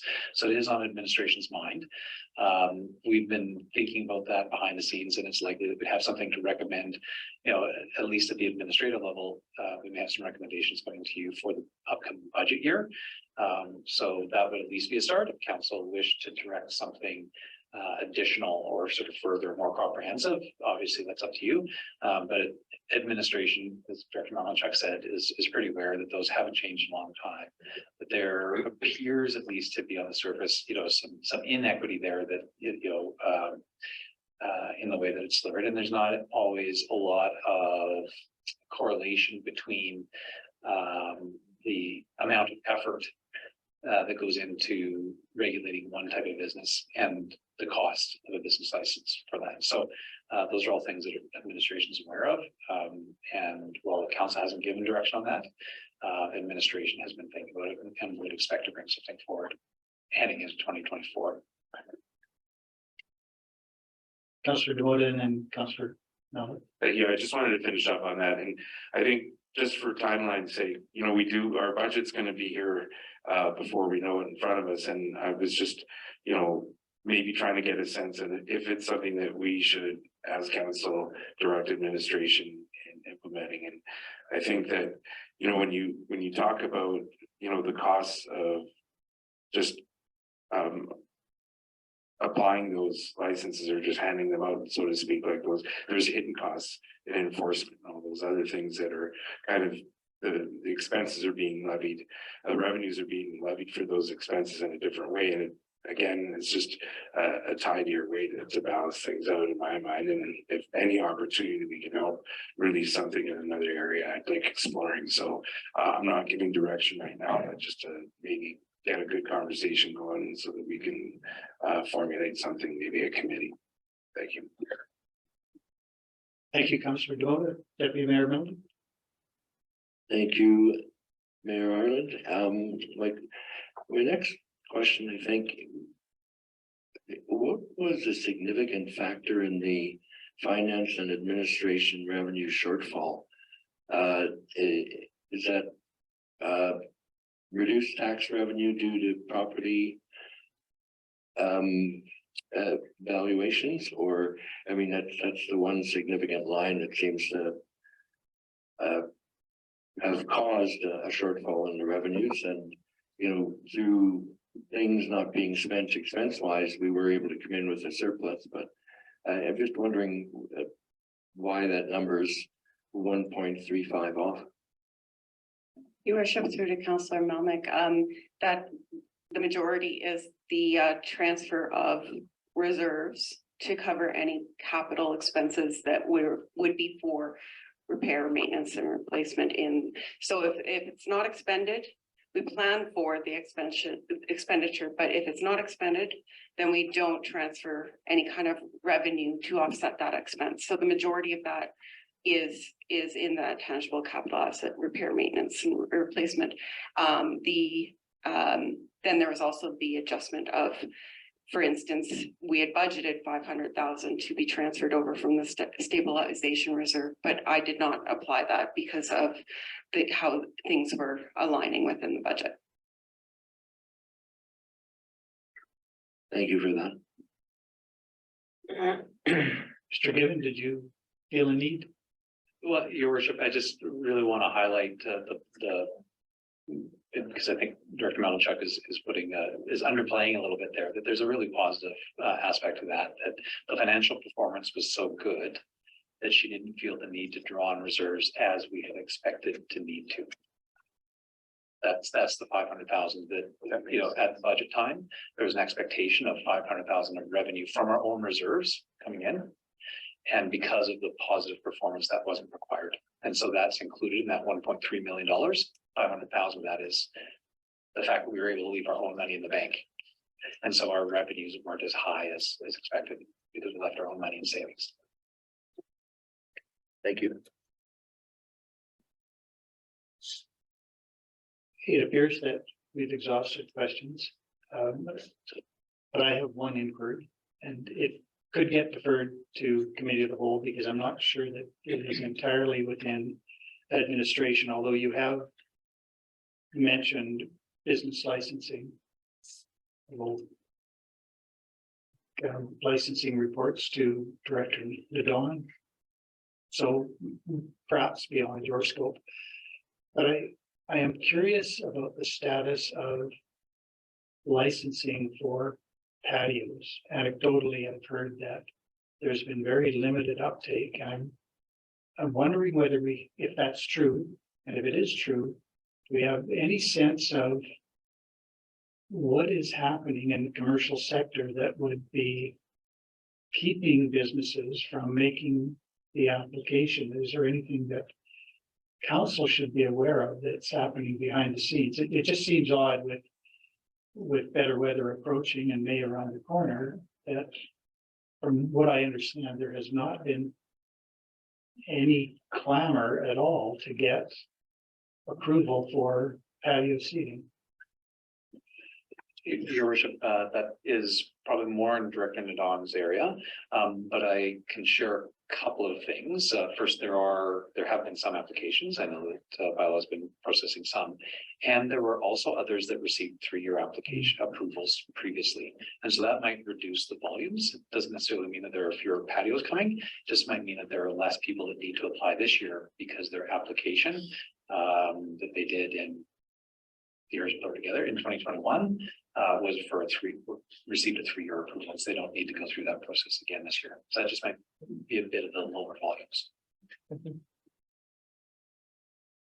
All right, I see no other hands up. So I will thank you for your detailed, extensive report. It's always appreciated. And I think that might complete your assignments today, so you're free to go and enjoy the remainder of this volunteer appreciation week. Not that you volunteer for us, but I volunteer you to go and enjoy the rest of the day elsewhere. I think before we proceed with agenda item 6.3, and apologize to Director Reid to keep you here longer, but I think this might be an appropriate time for a brief recess. Councillor Melnick, do you want to stall that recess first? I'm just wondering if we have to. You're right. I'm sorry. We do need a motion. Thank you. Yeah. And you're making that motion that we receive the report from the Director of Finance and Administration for information? Yes, I did. Thank you. What an excellent deputy mayor. Keep me in check like that. I will call the question. All those in favor? There are none opposed. That is carried. Thank you, Director Malinchuk. And we will stand in recess for 7 minutes and reconvene at 3:30.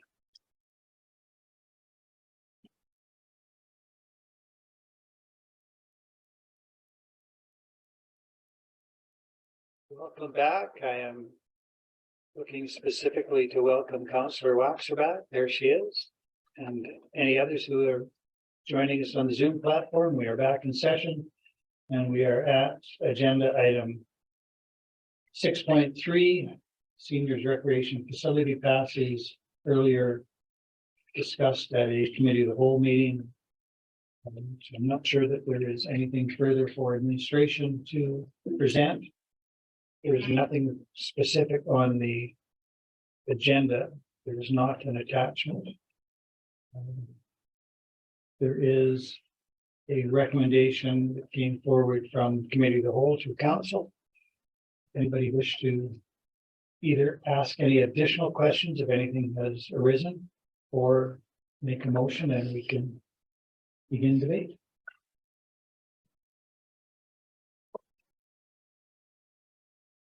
Deputy Mayor Melnick. Well, make the motion to start debate, the council approve granting free annual all access passes to all residents 75 plus to begin by June 1st, 2023, and to continue annually thereafter. Thank you, Councillor Melnick. You wish to speak to the motion? We had some great debate at the committee of the whole, and this has come to council. And I see that we have this in the motion I made was to continue annually thereafter. I guess I need to perhaps have a clarification from our CAO. Would then be the next council would carry this forward. We wouldn't have to bring this forward every 4 years. Your worship, to Councillor Melnick's question. Yes, I think the intent here is to clarify that it wasn't intended to be a 1 year only thing. So this would become, in essence, an ongoing program of the municipality. Director Reed and I were just talking about how, what opportunities there might be for a future council to reassess that program. Well, we hadn't quite landed on it. We could imagine it being something that would show up in the budget under service profile. Free recreation access is a service the municipality provides. We provide it to a number of different groups, including seniors and youth, and here's how much that costs. And that would allow any future council to say, well, we would like to examine that program against our strategic priorities and whether it's meeting the intent of our priorities. That's the likely way that it would come up. Unless administration or council raised it at any other time, as we might with any other program that we might seek to adjust. So I think the extra addition to the motion as framed in the doc in the package clarifies that this is intended to be an ongoing program rather than a 1 year only program. Councillor DeMonic. Well, if that's the case, then maybe Councillor Melnick should recuse himself from this conversation, because he might be the first to benefit from this going forward. It's a joke, come on. I knew it would have been coming my way. It's anyway, I don't see a conflict here. That's fun.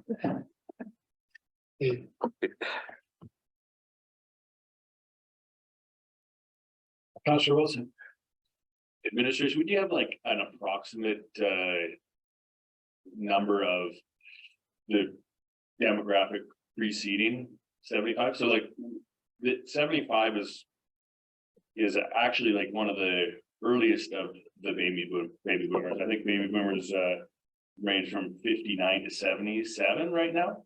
And so there's a certain amount of residents over 75 currently, but the largest demographic in our population is probably achieving that 75 number here in the next 10 years, 5-10 years. So I think we should definitely think of, yeah, it's maybe only costing us $4,500 or whatever it is at this point, but what does it cost us in 5 years? What does it cost us in 10 years when the baby boomers are all 75 plus? Your worship, through to Councillor Wilson. It was difficult to find the exact number because our community is so small.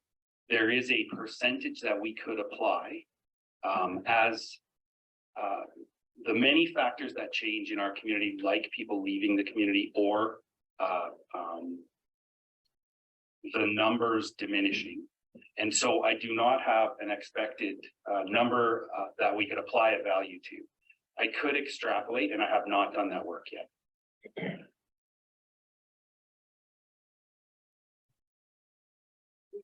Okay, thank you for that. I would just suggest that I am still apprehensive of voting in favor of this for that reason, we're gonna have a large number of individuals reaching 75 in the upcoming years. But also that demographic is actually, fairly well off. Like it's their, the baby boomers are some of the most affluent individuals in the community, if not, around the world, right? So we already offer the service of free passes for the vulnerable, for those who cannot afford. And I feel like we're already offering this service for those in need of the service. And the blanket 75 plus all the seniors are free. I'm not sure I can get behind.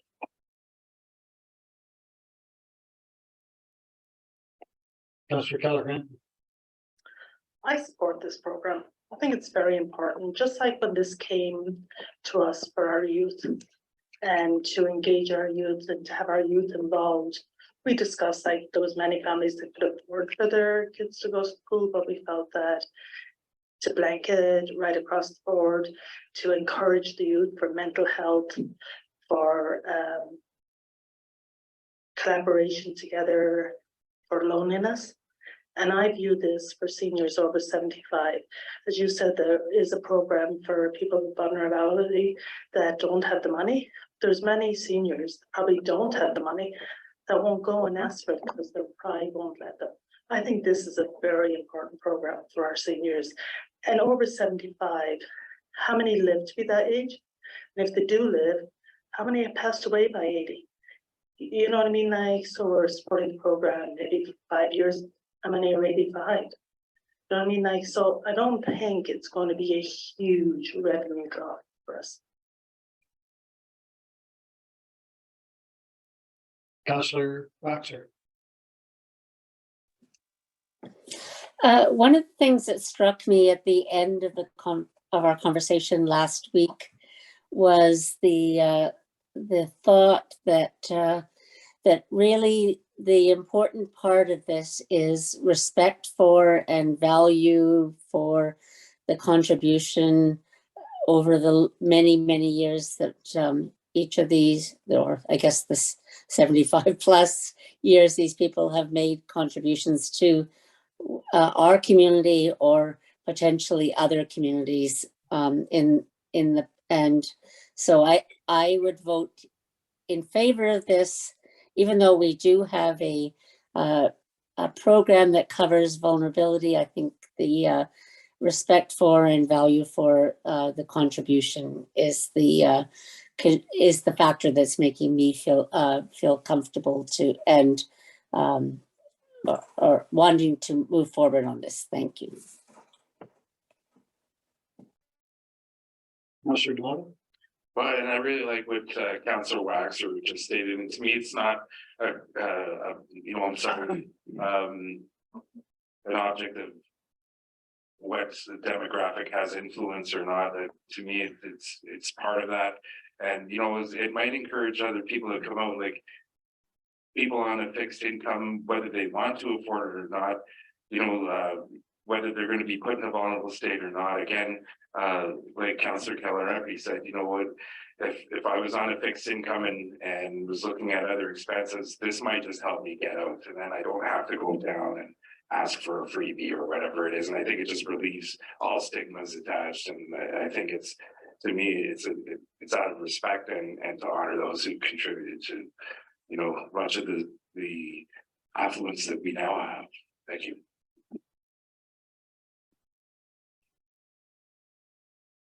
As I indicated a week ago when we discussed this at Committee of the Whole, I lean toward approving the motion. However, I am continually concerned about the principles on which we are acting and our failure to document those principles. So I suggested last week that maybe we could have a motion with a number of items in the preamble. But to shorten that, I'm not sure whether this fits as a friendly amendment, but my thought is that based on the report that we received last week with a bunch of numbers, how many in the age group, what the cost would be, the recognition of service and the benefit to the demographic of having access to a facility. I was thinking that perhaps we could combine things and first recite in the motion that council accepts for information the RFD, which was presented to committee of the whole on April 11th.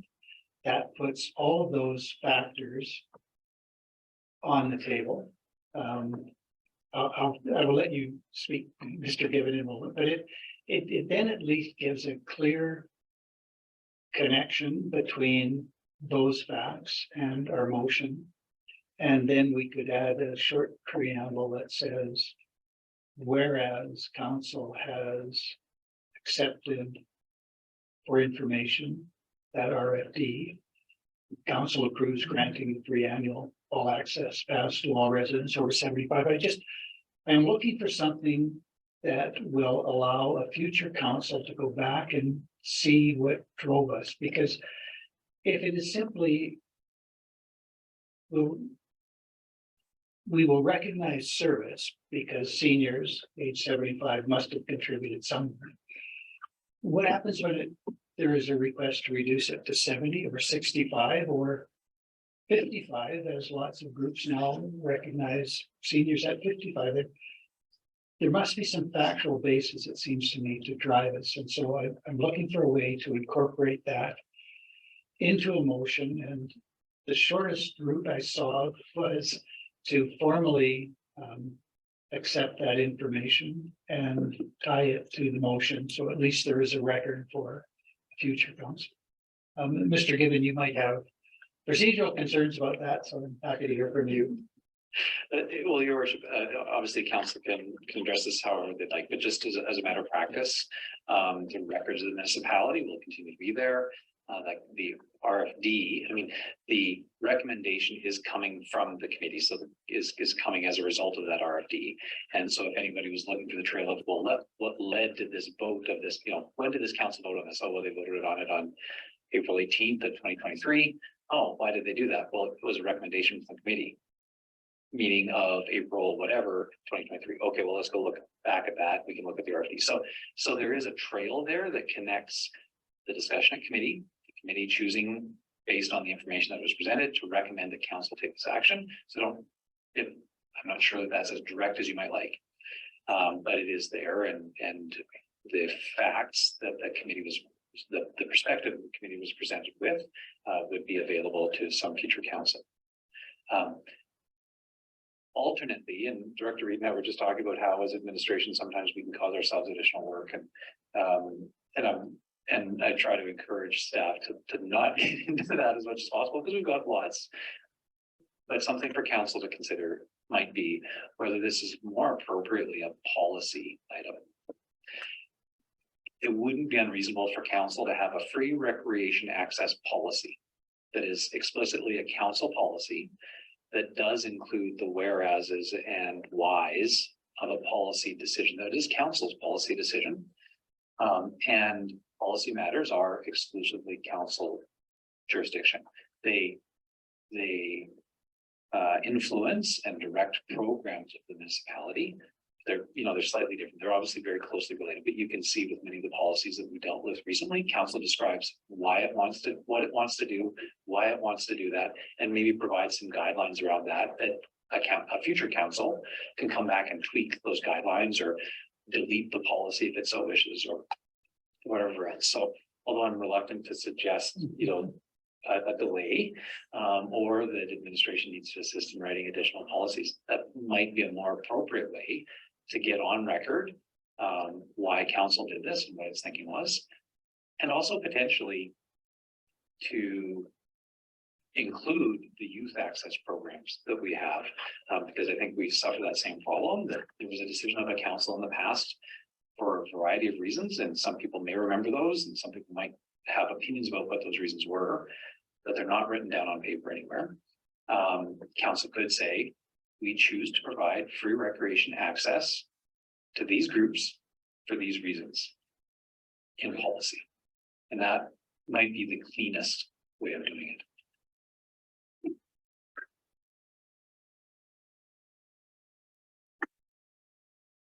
Thank you for that, Mr. Given. That better addresses the concerns that I was trying to raise. And so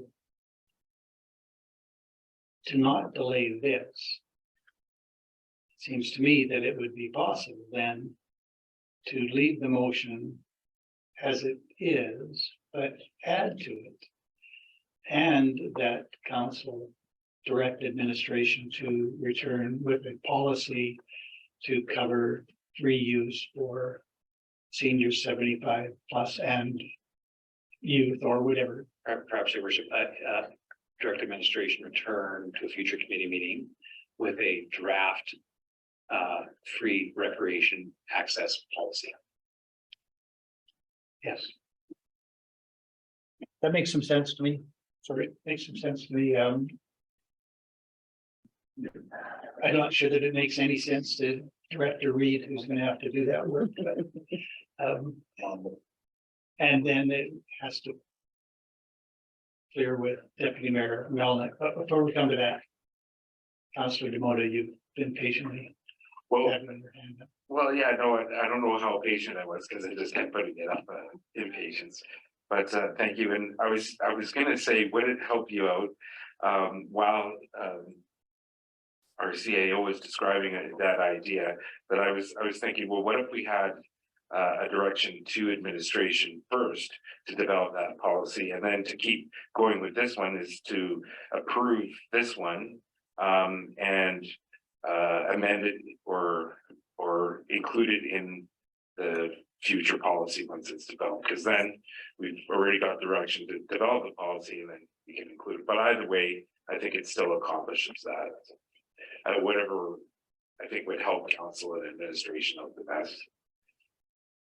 Yeah, I'm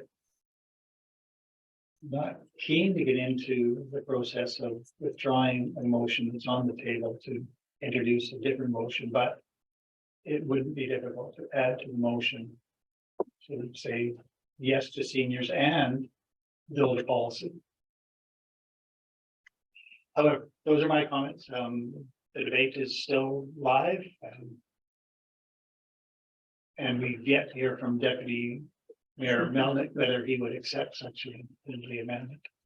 Well, I would accept such an amendment, so that we are able to implement this or vote on implementing this, but then also having a policy which supports the why and the reason for it. I think we can probably do that with a friendly amendment, which basically what I heard was, and direct administration to return to a future meeting with a policy as it relates to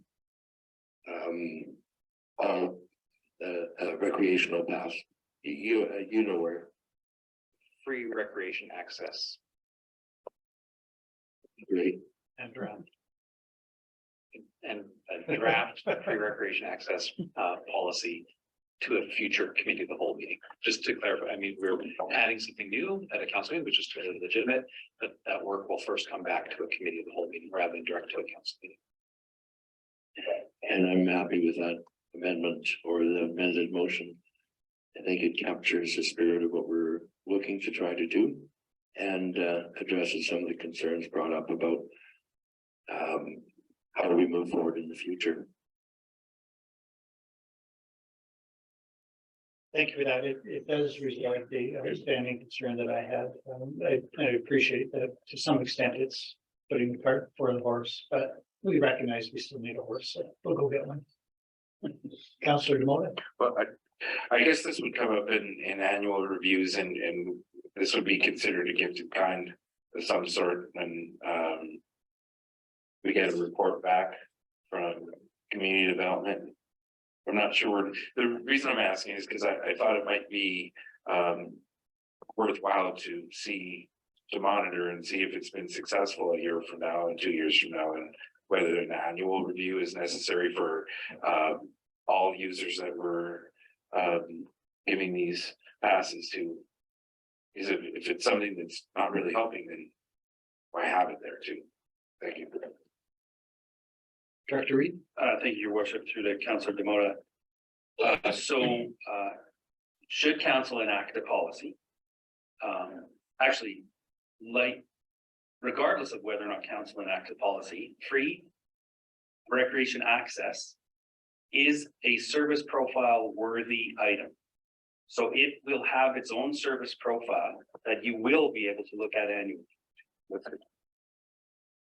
Fair enough.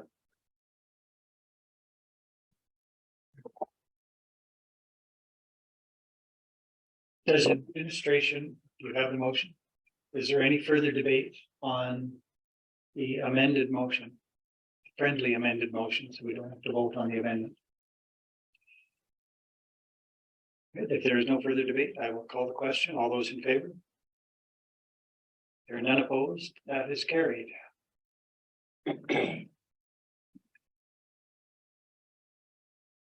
Thank you for that. Sorry, I need to find.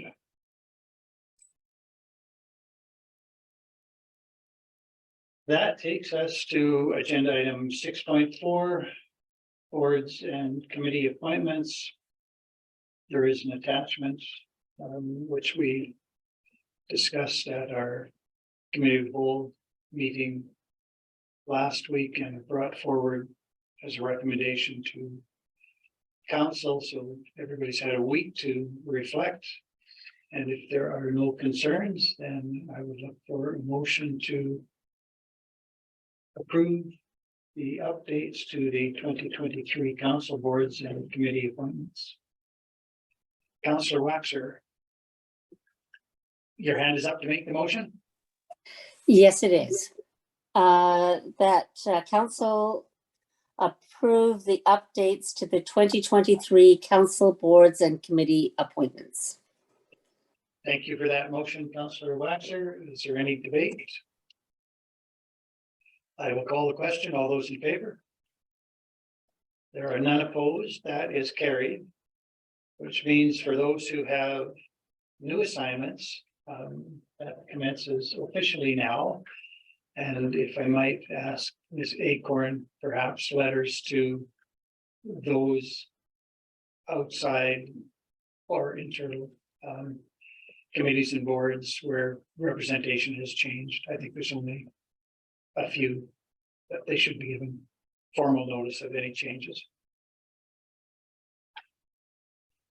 And that takes us to agenda item 6.5, proposed resolution for Alberta Municipalities Convention in September of this year. Is there a staff person, Director Reed, or are you going to introduce this? Certainly, your worship. I will very much summarize. Of course, you're right that the item is a bit detailed, but the short item before you, the recommendation from legislative committee is that council approve the protection for vulnerable residential tenants resolution for submission to Alberta municipalities as presented. And there are a few alternatives, of course. As the legislative committee worked through the two items that council had proposed for submission to resolutions for consideration in Alberta municipalities, the legislative committee came to the, I guess, realization or understanding that the support for victims of non-criminal trauma item is no longer recommended for approval because there is an existing resolution from the town of Canmore that is still active. And the government of Alberta has confirmed there will be no change in scope and committed to further consultation with municipalities. As to the recommendation that you see, the legislative committee did discuss many options, and the resolution that you see before you is the summary of matching what will actually perhaps make a difference rather than focusing in on one tool. This resolution moreover supports the idea that those with authority should make the decision to support those that are most vulnerable in our community. Of course, I can add any background information if council does have any further questions. Thank you, Director Reed, and just for clarity, this comes forward from the Legislative Committee, which is Councillor Hall, Councillor Demota, and myself assisted in these endeavors by Ms. Acorn, Director Nadon, and Director Reed. And we did spend considerable effort on these drafts, including the one for victims of non-criminal trauma, which we subsequently found is potentially at least not required at all, and Alberta municipalities have suggested that it's not, and the provincial government has in fact relented on its previous course and gone back, saying that victims of trauma will simply be included. It doesn't necessarily have to be criminal trauma. So we saw reason to withdraw that particular motion and proceed with the motion with respect to protecting vulnerable tenants. We specifically looked at the possibility of focusing on rent controls, but backed away from that specific for, I think, one primary reason, and other members of the committee can certainly speak to that, but our concern was that we are as interested in this municipality with availability of housing as we are with affordability. And although rent controls may work really well for people who already have rental accommodation, it is unlikely to spur private sector development. And we've already seen a hesitation among the private sector to build, although that seems to be changing right now. There are builds in place, but if there is to be a restriction on specifically on rent controls moving forward, what will that do to the private sector building more units? And we need those units in this community. So rather than be prescriptive, the intent of the motion is more broadly based to say there are all sorts of vulnerable people out there. Province, you have jurisdiction over this. Go and help those vulnerable people by passing legislation or amending existing legislation. So it could be as simple as amending the existing Residential Tenancies Act, but it could be bringing in new legislation designed at vulnerable residents and residential tenants. So we've tried to leave it more open-ended and less prescriptive, but we bring it here to council for its wise consideration and deliberation and instruction, and see whether we move forward. But I invite Councillor Hall as chair of the Legislative Committee and Councillor Demota as a member of that committee to voice their personal views on the work that we've done that brings us to this stage. Councillor Waxer. I'm happy to wait until the other two have had a chance to speak. I'm sorry, I didn't realize you were going to say that. So I'm happy to wait till after Councillor Demota and Councillor Hall have had an opportunity to speak. Councillor Demota. Well, if anyone's going to deliver that resolution, if we can make it to Alberta Municipalities Conference with that and speaking to it so well. If either of us are going to do it outside of yourself, I'd like that song sheet, because you delivered that for the particular and vulnerable tenant resolution piece in itself. And I thank you for condensing that because it was long and we worked hard on that one, and I appreciate the outcome, and I also appreciate I have no problems with how that's been presented. I do have a concern about the victim services one, though, in respect to you know, the Q&A and the frequently asked questions here on what the redesign is all about. And I can't really find anything that speaks to victims of non-crimes goes. So it does say that they're not going to change anything that they've been doing, but from what I understood in the past delivery is that we had to work really hard outside of the design to make it work for victims of non-criminal activities or incidences, sorry. So when I went and looked at all the information that's there, it keeps saying we're going to do what we've done and nothing's going to change. I don't think that it covers victims of non-criminal trauma. And I think that's still something that we need to address here. And from what we worked on as a committee, it seems a little different in an ask than what Canmore has on the table and what Alberta Municipalities is working on currently. Just my perspective.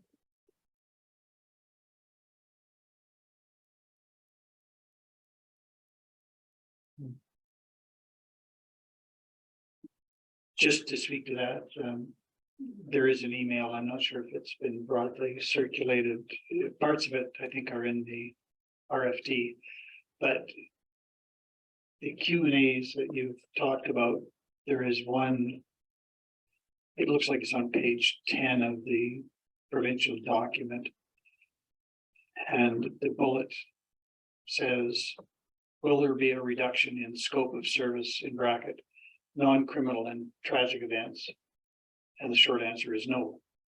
So what they are saying, they have said clearly, is that non-criminal and tragic events are in scope.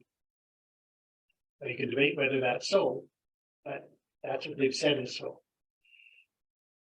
And having said that, the advice we have is that they recognize, based on last year's motion, that there is an issue and they're prepared to maintain status quo until there's other issues worked out.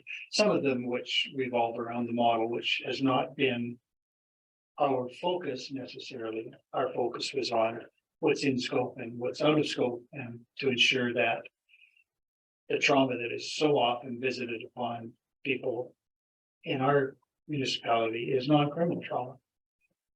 We want to be able to address that. They say it's still in scope, so.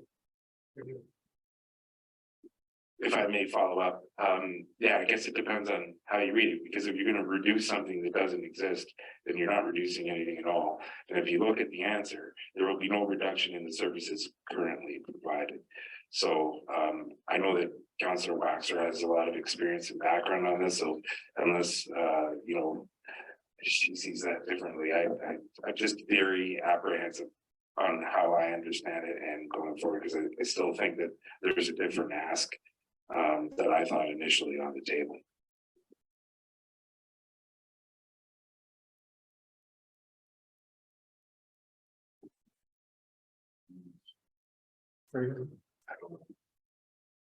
Councillor Waxer, I'm getting an indication that I missed your hand up. Okay, my comment was just that I was really impressed by the protection for vulnerable residential tenants resolution. I thought that I was really thrilled to see it worded the way it was worded, and I think it's strong and conveys an important message. So I wanted to express appreciation to the Legislative Committee for their hard work on that.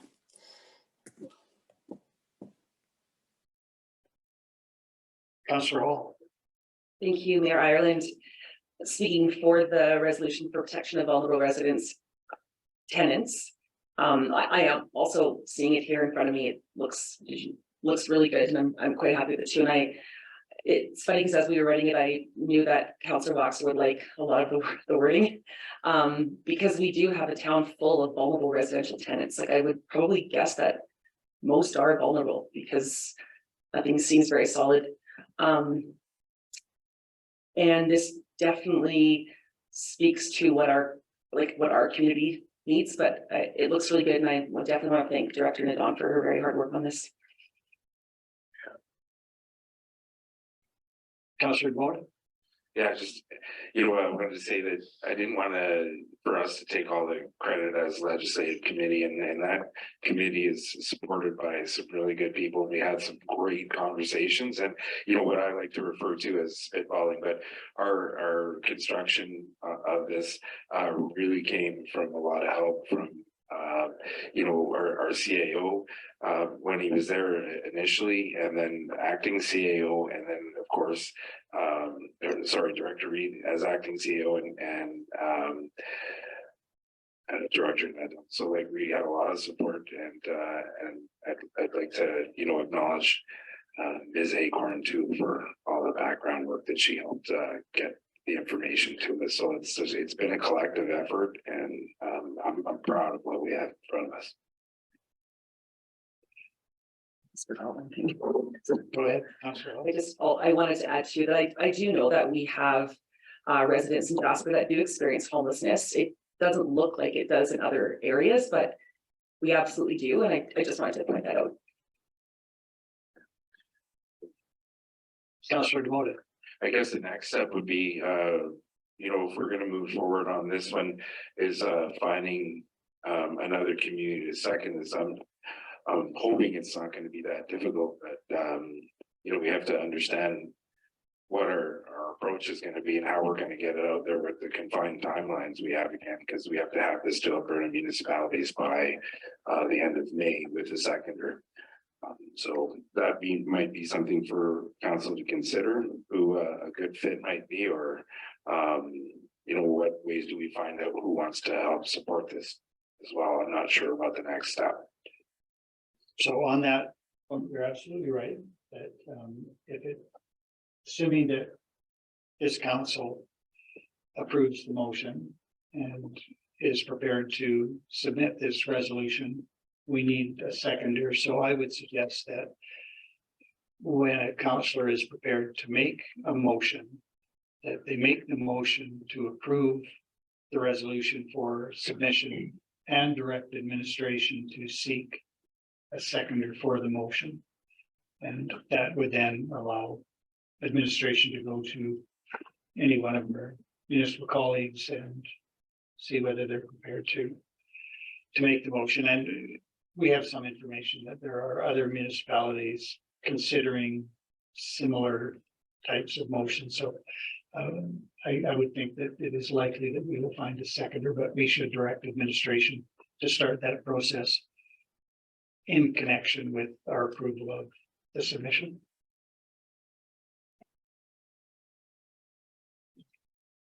Councillor Hall. I would like to make a motion, please. You may. That council approve the protection for vulnerable residential tenants resolution for submission to Alberta municipalities as presented, and direct administration to seek a seconder for the resolution.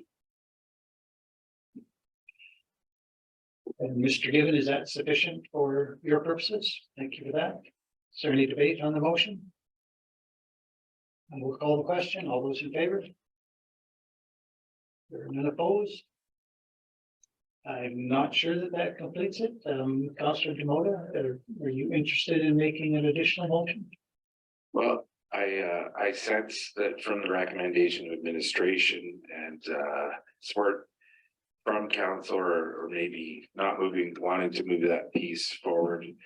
I had a very smart person remind me of a comment that someone made one time: when the horse is dead, sometimes it's time to dismount. So I'm not going to keep flogging that unless there seems to be a resurgence in interest from the rest of council. All right. Thank you. Getting deep into horse analogies here. Well, we'll just saddle up and ride on to the next agenda item. Agenda item 7, notices of motion, of which there are none. And I hear nothing arising, so councillor reports. Do we have any reports from councillors?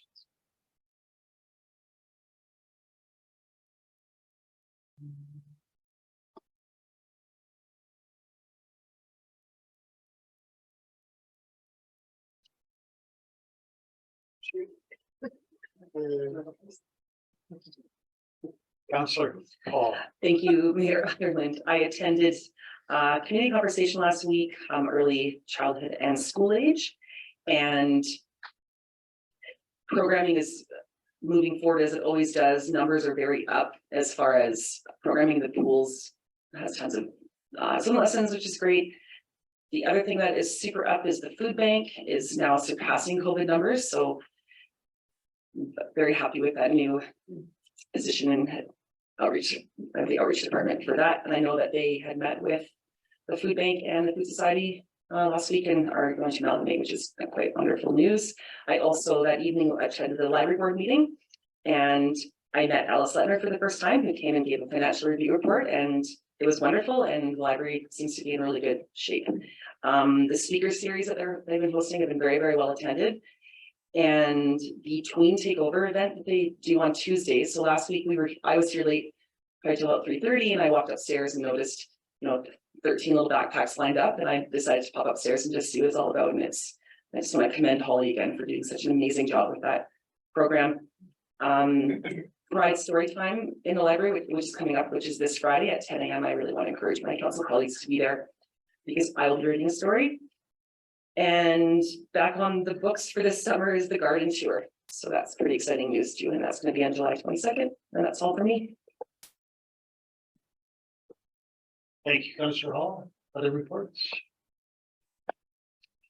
Councillor Melnick. Thank you, Your Worship. I did attend the monthly meeting of the Jasper Yellowhead Historical Society. 3 new directors were welcome to their first meeting. And it sounds like there has been a new manager hired, but I will not disclose the name because I'm not certain if it's public yet. But it's very positive that the museum would get back on track with the hiring of a new manager. Councillor Hall had mentioned the food bank. On another note, I did have a chance to volunteer to go pick up food in Hinton and deliver it to the food recovery program, and was very encouraged by the amount of product that was available to us in Jasper from the locations in Hinton. And I was told that it was a small load. So a really, really great program that we are supporting. Thank you for that, Deputy Mayor. Councillor Wilson. Yesterday, Mayor Ireland and I attended West Yellowhead Regional Waste Management Authority meeting in Hinton. A couple highlights were we approved the 2023 operating and capital budget, as well as the 5-year operating capital. The big highlight though is we awarded the tender to build two new cells at the landfill to road and rail construction. So they're certainly moving forward with that.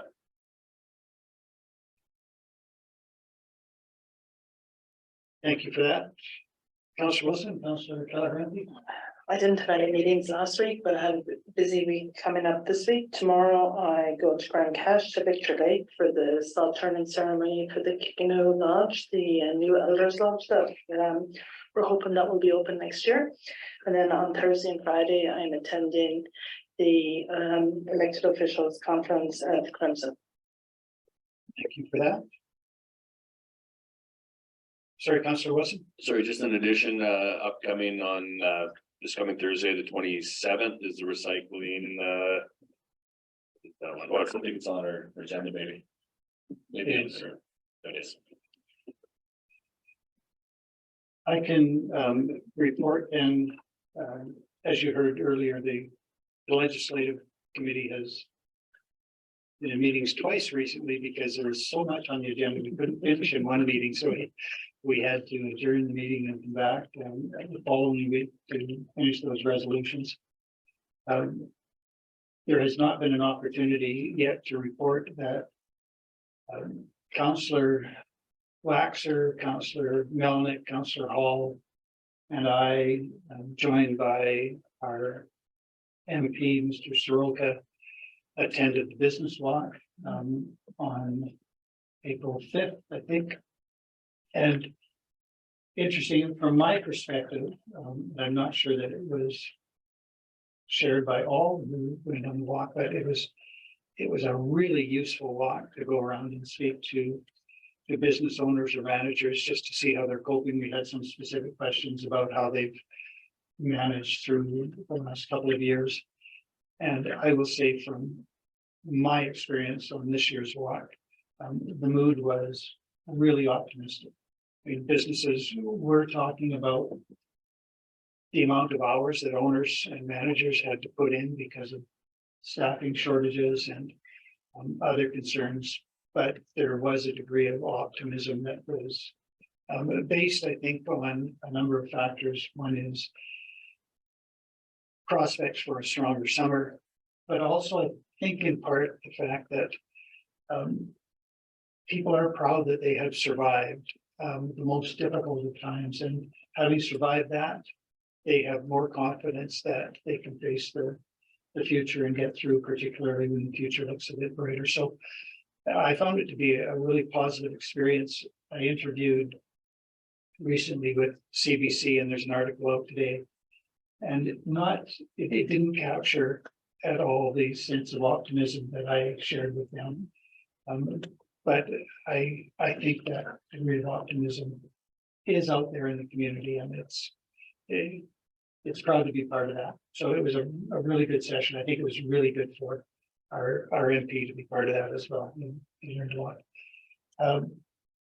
As you would, of course, all know, I attended and spoke at the progressive flag raising last week on the apron of the Emergency Services building. I attended another reception here, and of course there are other councillors here, Councillor Wilson, Councillor Paul, Councillor Melnick was here because he was dancing, and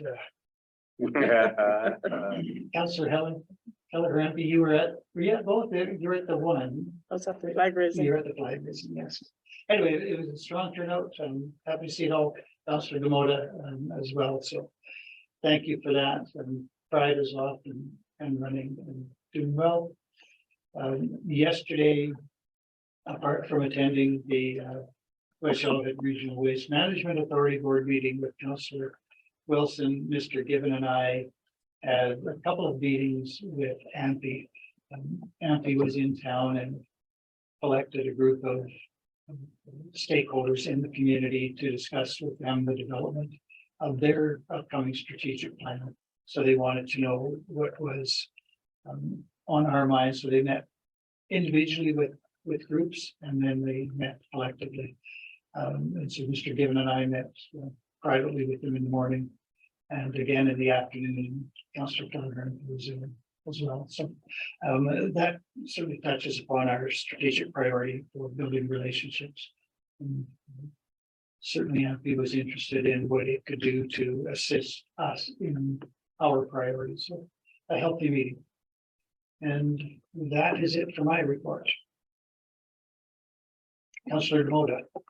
I appreciate that update, and I think in the past, some of the opportunities here with having this on the agenda is to talk about things that you might have covered during your committee obligations and stuff. So I wanted to get, I couldn't be at the business walks, and I just wanted to get a sense from council on whether you felt that businesses are feeling well supported by either council or the municipality, or was there any kind of feeling that there was room for growth in that area, or opportunities to enhance relationships or or support to local business.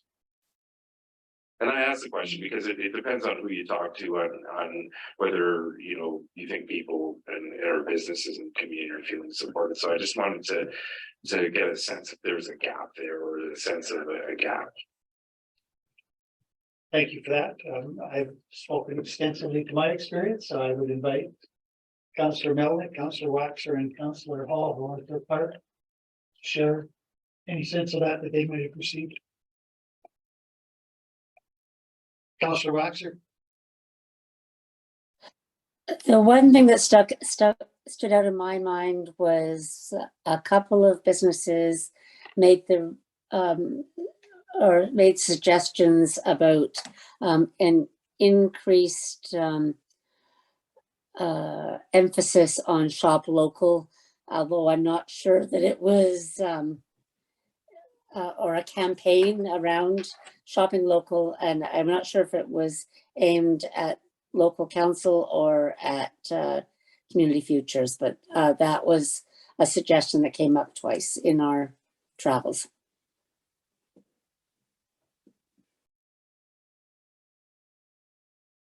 Any others? I will say I heard anecdotally, because it wasn't expressed to myself and Councillor Hall and our member of parliament, but signage and washrooms was an issue. But I will say that the structure this year was different. Community Futures had armed us with specific questions focused on a narrow issue. And so with that, we were able to direct conversations. And so they didn't have the opportunity to go in other directions. So from my own experience, I didn't get what you were looking for. But I was so appreciative of having those questions, because I found it to lead to far more focused discussions than we've had in the past.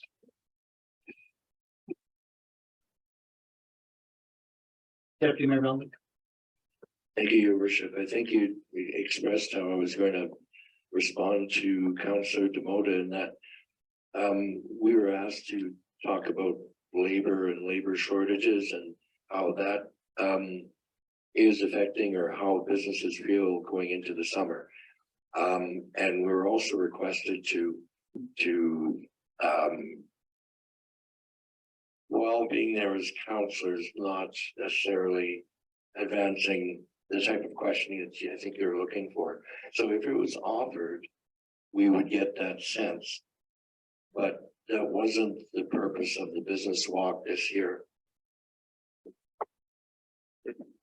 I appreciate that. No, I was just gonna say, if you know, whether directed or not, if there was something that was common or, you know, an underlying kind of feeling, it would arise and people will make comments and stuff. And I was just wondering if, you know, if something did come up and if there's a general sense there, because if businesses don't feel like they're being supported, they're gonna say, well, you know what you guys can do to, you know, so I just wanted to see if that sense was there. Yeah. Councillor Hall. Thank you, Mayor Ireland. Yeah, like I did not get that conversation because we were so guided. But what I did notice, and I do echo Mayor Ireland's sentiment, people are very proud and excited for the season, but we seem to talk to a lot of owners. Like it's like most of the owners were in their stores. So staff shortages, what I learned was that they work more or have less hours. But I felt like every place we went into, we spoke to an owner, which felt a bit maybe a sign of what's happening out there or just quiet times, but that was what I noticed. All right, if we can move now to agenda item 9, upcoming events. The Jasper Pride and Ski Festival continues until Sunday.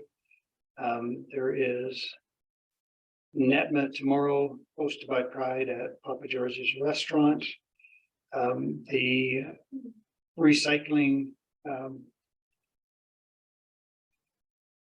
what is it, as a forum? What is the best word to describe it? Councillor Wilson. Workshop, okay. That's at the Lobstick on the 27th. That's next week sometime. What is today? Thursday. Thursday of next week, all right. Emergency preparedness is coming up with an open house on May 10th. And the Jasper Chamber of Commerce General Meeting, May 10th. And I will remind you, just if you're interested, the mayor will be giving a State of the Municipality address at that meeting. Ah, Mr. Gibbon raises his eyebrows. I have officially told staff they need do nothing. That's why I didn't. Yeah. Is there anything else upcoming? To which council should, oh, I missed a page. Oh, yes. The Alberta Japan Twin Municipalities Association Conference, which we are hosting on May 12th and 13th, and Acorn has been doing wonderful work getting an agenda prepared and speakers organized and delegates registered. So we are up to tremendously high numbers, I think, last time I saw. So excellent work by Miss Acorn, the Consul General for Japan in Alberta will be here, and he will be the keynote speaker. But we have other speakers from the community, and it will be a relatively short conference Friday evening and all day Saturday. We are hosting, and we have lots of interest in that. If there is nothing else, I would invite a motion to adjourn at 4:30. Councillor Kelleher happy. First on the draw. Right on the nose. Who is opposed? Seeing none opposed, we are adjourned. Why did you look at me when you asked that? Thank you all for attending. Thank you, Councillor Waxer. It must be late where you are. Sorry that we've kept you from your supper. Jerk thank you. chicken awaits downstairs. Thank you. Right. Thank you, and thank you to any members of the public who have hung on for the duration. We thank you for that, and I close by again thanking the recipients of the awards for distinguished voluntary service in our community. Our community cannot function as it does with its volunteers. And so on this Volunteer Appreciation Week, I'm happy to end in that note and thank all of our volunteers in the community. Thank you all, and back next Tuesday meeting, or next Tuesday morning at 9:30 a.m. See you then.